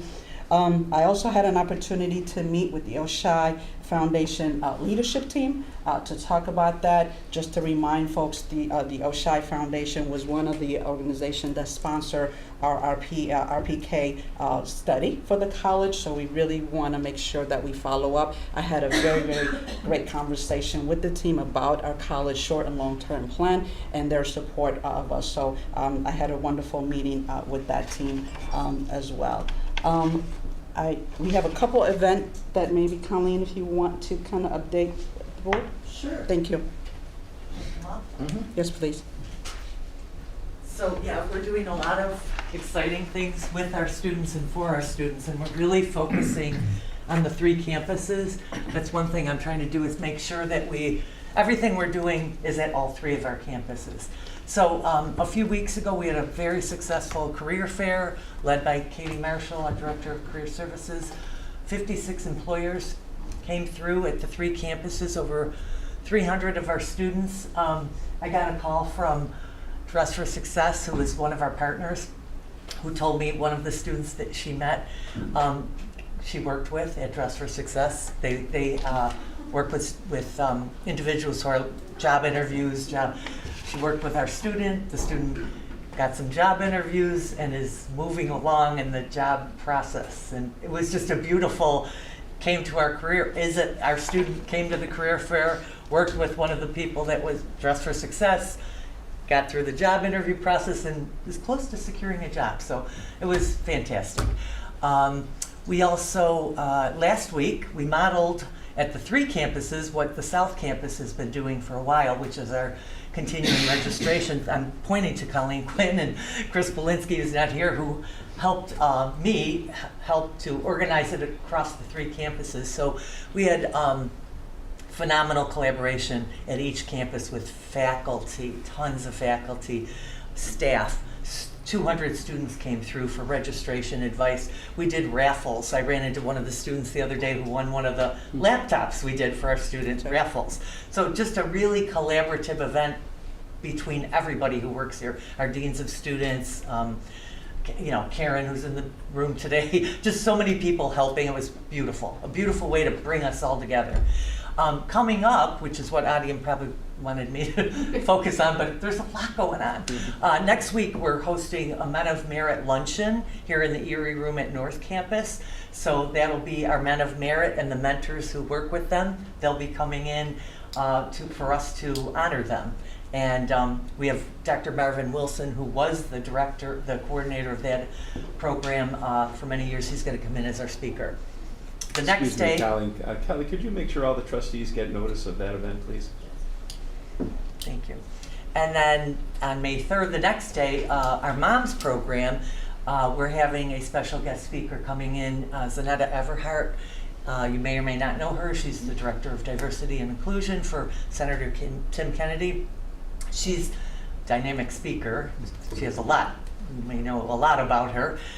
She's coming in and she's going to speak to our Moms students and other students who are invited and welcome about her journey. She is a single mom and she tells her story freely about her journey through education and work and all the things that she's done. And so she started a program called Moms, which is not the one we're hosting, but she's going to talk about that and inspire our students, no question. Our SGA, our student ambassadors, all of those groups are involved in pretty much everything I'm talking about, and many, many more things to come, but lots of excitement on our campuses. Thank you. Go Cats! Thank you. There you go. There you go. Thank you. Thank you. Just lastly, if I may, I just want to thank the last 2 weeks or so have been an interesting journey for our college in many ways. But I got to say, I want to thank our students. Because I've been getting a lot of email from our students, and as I walk the hallway, I know sometimes we think our students are not paying attention. They are, you know, but they also pay attention to what we do and the leadership that exists in the college, the things that our faculty and staff do for our students. So I want to thank all the students who have been very encouraging about what they see and really see the true leadership that we have at the college, as well as our faculty and staff in terms of the support that they get.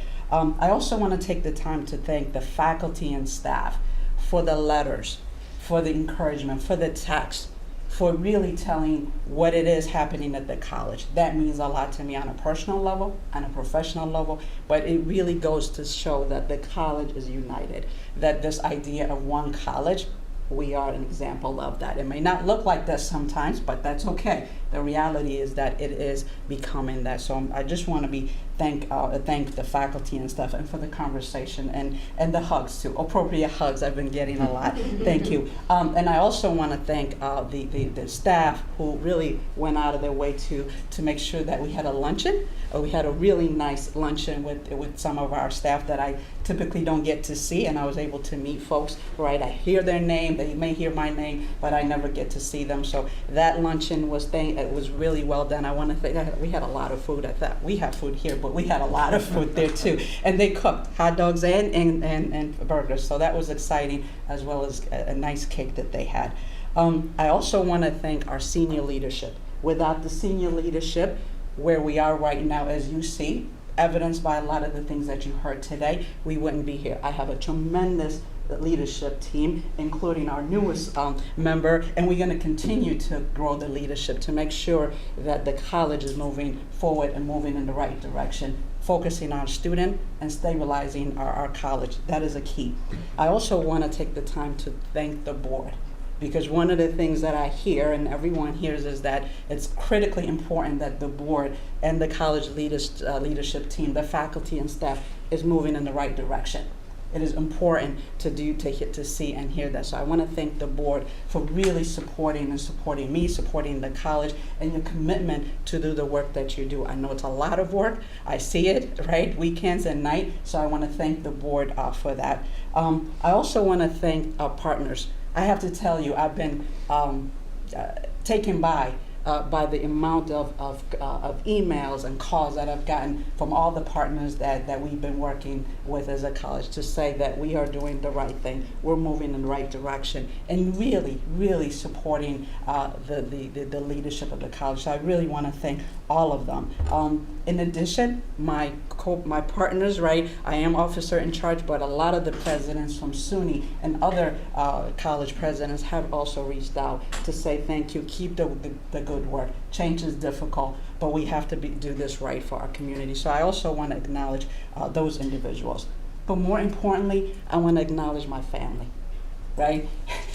With that, as you know, it's a lot of work, and especially both of my children, right?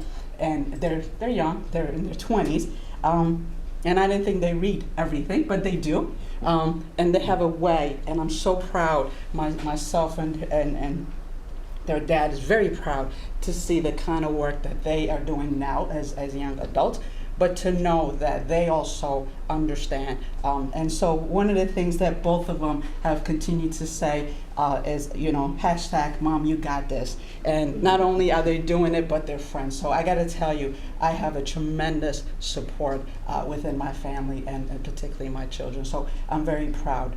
Lastly, May 14th is coming, right? We all gonna have to take a moment, and that resonates with all of us, right? The family that were impacted, our neighborhood, our community, nationally, globally, we've been acknowledged, right?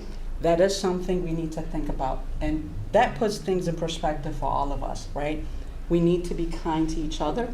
We need to be an example, part of our community, what we do in the community. That's why we have community college. This community part of it is what we do. And part of that is being an example for our community. So I think sometimes we forget and get caught in our day-to-day, but when we put things in perspective, particularly as it relates to the May 14, it does put things in perspective for us. So let's be kind to each other. I am very grateful for this opportunity and this journey. So I'm excited to work with all of you, but also all of the individuals that are not here, our faculty and staff, but more importantly, our students. So I just wanted to put that out for the board. So thank you, and the individuals that are here today with us. So thank you.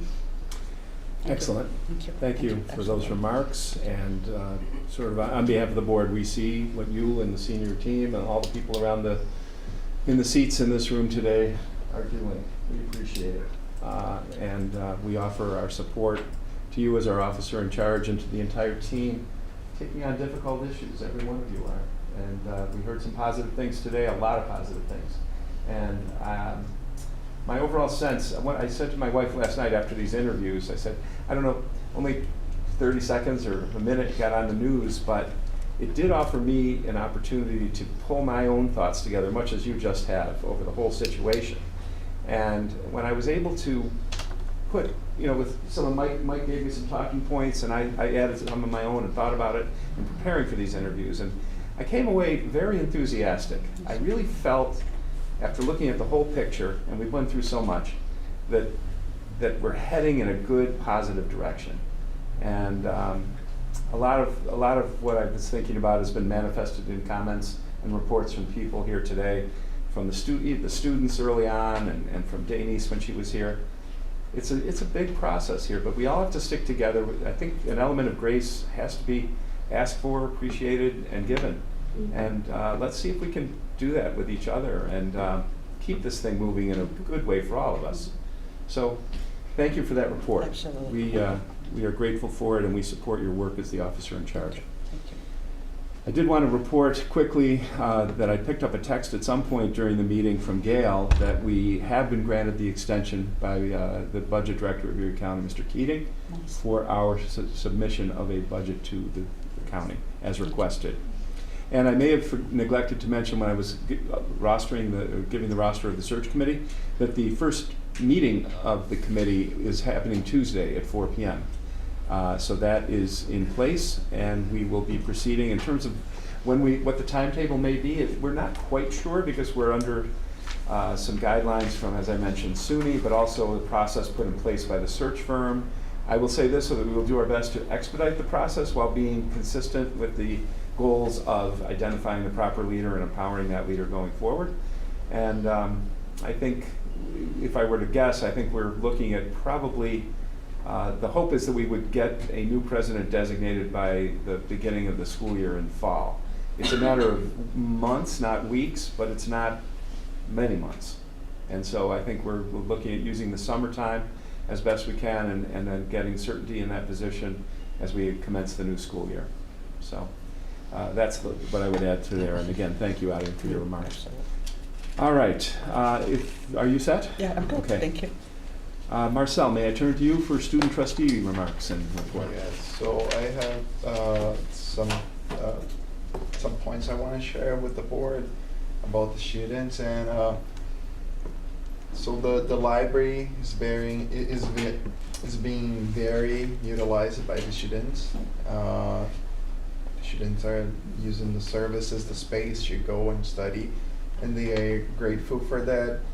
The students are the graduating students are excited for the commencement ceremony, and for the first time, students are auditioning to be the speaker of the commencement. That's right.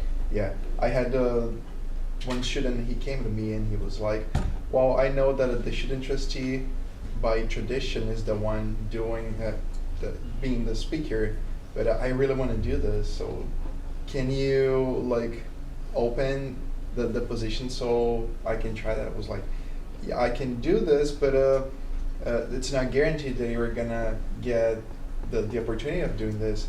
That's fine by me. I just want to like have the chance to say what I think about the college and my thoughts. That's perfect. The registration event, we were hearing good things about it. The students liked them. SGA had a raffle, and the prizes were beats, headphones, laptops, and students were very happy about that. I would be happy too.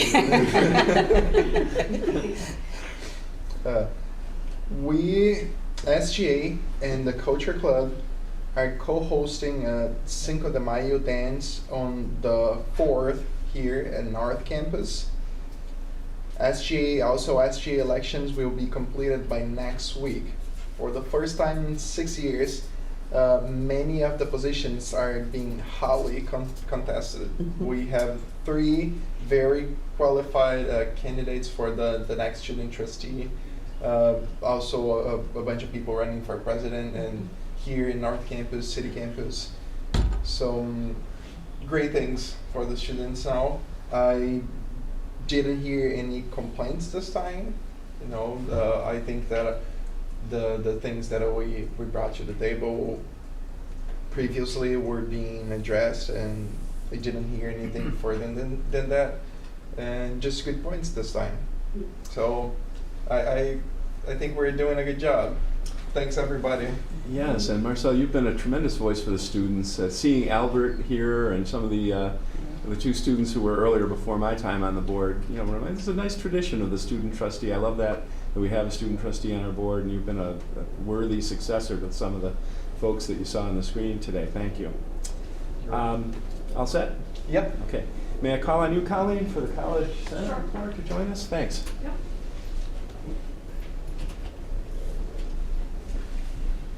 All right, good morning. Good morning. Good morning, Kelly. You know, it was really nice to see the other student trustees, because I've worked with all of them so far, including a few that weren't able to make it today. So it's nice to see, you know, where they've progressed after they've left us, and hear a little bit about what they've become after they've moved on from ECC. Actually was with 2 of them on the former presidential search 2 searches ago, Neil. So it's like watching your babies grow up, you know. So we, College Senate met last week. We had a location change due to a conflict, and our amazing AV team that helps support all of your meetings and things like that across the college were able to put together a studio for me in less than 30 minutes. And they're total rock stars, and it's, you know, Ryan and Bob and Nick Steinrecker, who's not here, were just amazing. So our meeting was somewhere different than usual, but it went off without a hitch. It was great to see Adium up there, pumped after all the news articles and things like that, and everyone kind of came together in support. People were commenting that we thought maybe we were going to start shooting, T-shirts from a cannon, getting everybody rallied up and that one college approach, that we are in it to win it together. 3 campuses, but 1 college. And with that, a lot of the different events that they've talked about a little bit today, College Senate has been part of.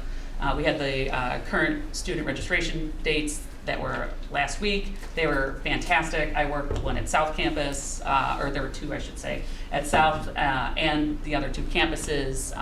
It was really great. The students were coming in. We had financial aid. We had advisement. We had other faculty members there to help with different things and get all of our students set up for the fall semester. We did a lot of registration for summer courses as well, because with certain financial aid and with the Excelsior Scholarship, if students are behind that 30 credit hours, they can take summer classes. A lot of them were unaware of that, so we were able to get them to hit their 30 for the 22-23 academic year and really get them moving forward, which again is going to help with our retention because it's going to get them to the goal line quicker. We have an Accepted Students Day that's coming up on May 2nd, so that's next week. That's very exciting. It's new, so as some of our faculty, our own children are growing and moving on to colleges, we're seeing that our children are seeing Accepted Students Days at their different institutions that they're going to be going to. And Chris Polinsky, who Colleen Reedy mentioned earlier, came to me and Colleen and a few others like, so hey, why don't we do this? So we're going to give it a go. We have Erickson's team and Phil Struble is helping us with it. It's the first time that we're going to be doing something like this at the college. It's going to be exciting. We're going to try to mirror what we did with the retention days, and then we're all going to kind of come together at the end and talk about all the different events to see what we can do moving forward and to make it bigger and better for our students. So that's all really exciting stuff. This is it moving. There we go. But yeah, we got 200 students registered between those 2 days across the 3 campuses, which is really exciting. And as mentioned earlier, the best way to help our enrollment and help our retention is to make sure our students have schedules before they walk out the door in May. And many of us are also offering extra credit. 5 points, it doesn't seem like it's a lot, doesn't hurt me to give 5 points, so the students got to just show me their schedule. And that, not just me, but across all of the faculty. And so far, our students that are graduating, show me proof of, that your graduation application, I'm transferring, all right, show me your letter. So we're being very flexible for extra credit. So many students across their entire schedules are getting extra credit just for having, registered for the fall semester or, proof of whatever their plans are for the fall. We're also had scholarships, scholarship table at all the different events and helped our students apply for all of those as well to try to help with monies and things like that. And there's textbook scholarships as well that can also go towards that. We had the Faculty Council of Community Colleges plenary was earlier this month. It was actually going on at the very last board meeting. So we talked about what we were going to be seeing happening and got a lot of great information back with the chancellor visit, with the New York State budget, and a bunch of other different things coming down the line from SUNY that are going to help support our students with across the SUNY system. We are going to have elections for the chair and the vice chair at the May meeting, which will be May 9th. My vice chair, Erica Hendra, is stepping down. She's been the vice chair for the last 5 years. I'd be nowhere without Erica. She's been my sounding board and partner with the College Senate. But we also actually both graduated from ECC in the 90s. And we tutored together. She was English and I was math, and we were in the same Audrey Bard Center in Building 4 at South Campus when we were both 19 years old. So we've had a long history at ECC. She's been a great support to me and to the college and to shared governance in general. But the next College Senate meeting is May 9th. We're gearing up for the last couple weeks of the semester. It's, we call it grading jail. We'll be in grading jail until right before graduation when grades are due, and then looking forward to the graduation event on the 24th. It's going to be really exciting. We're going to have faculty leading our students in, and it's just a great event beforehand and during and then after for our students, taking feedback from previous graduation ceremonies from our students, but also from our faculty and staff that have worked them on how to make it more of an inclusive and special event for our students. So it's going to be really great. I love graduation. It's the best because you see all the hard work that they have worked on, but your part in the hard work, and you know, students that you might have forgotten about, and then you see them walking across the stage. Sometimes they're carrying their kids and their whole family's there. It's just really exciting. So, you know, I look forward to seeing you all there. And the next College Senate meeting is on May 9th. Great. All right. Well, Colleen, thank you. You've always been so great about the enrollment and the retention and taking extra steps before the students leave to help make sure they're here in the fall. Note that. Thank you for that, and look forward to seeing you and other faculty members recognized at graduation. Absolutely, absolutely. Thank you. Yeah. Thanks, Colleen. Sure, of course. Thank you. What we're going to do here is finish our business, take a motion to go into executive session, which will be brief, and we will have a little break, and then we'll come back. For those of you who are, well, and we're going to finish all the new business. I don't think we'll have much, if any.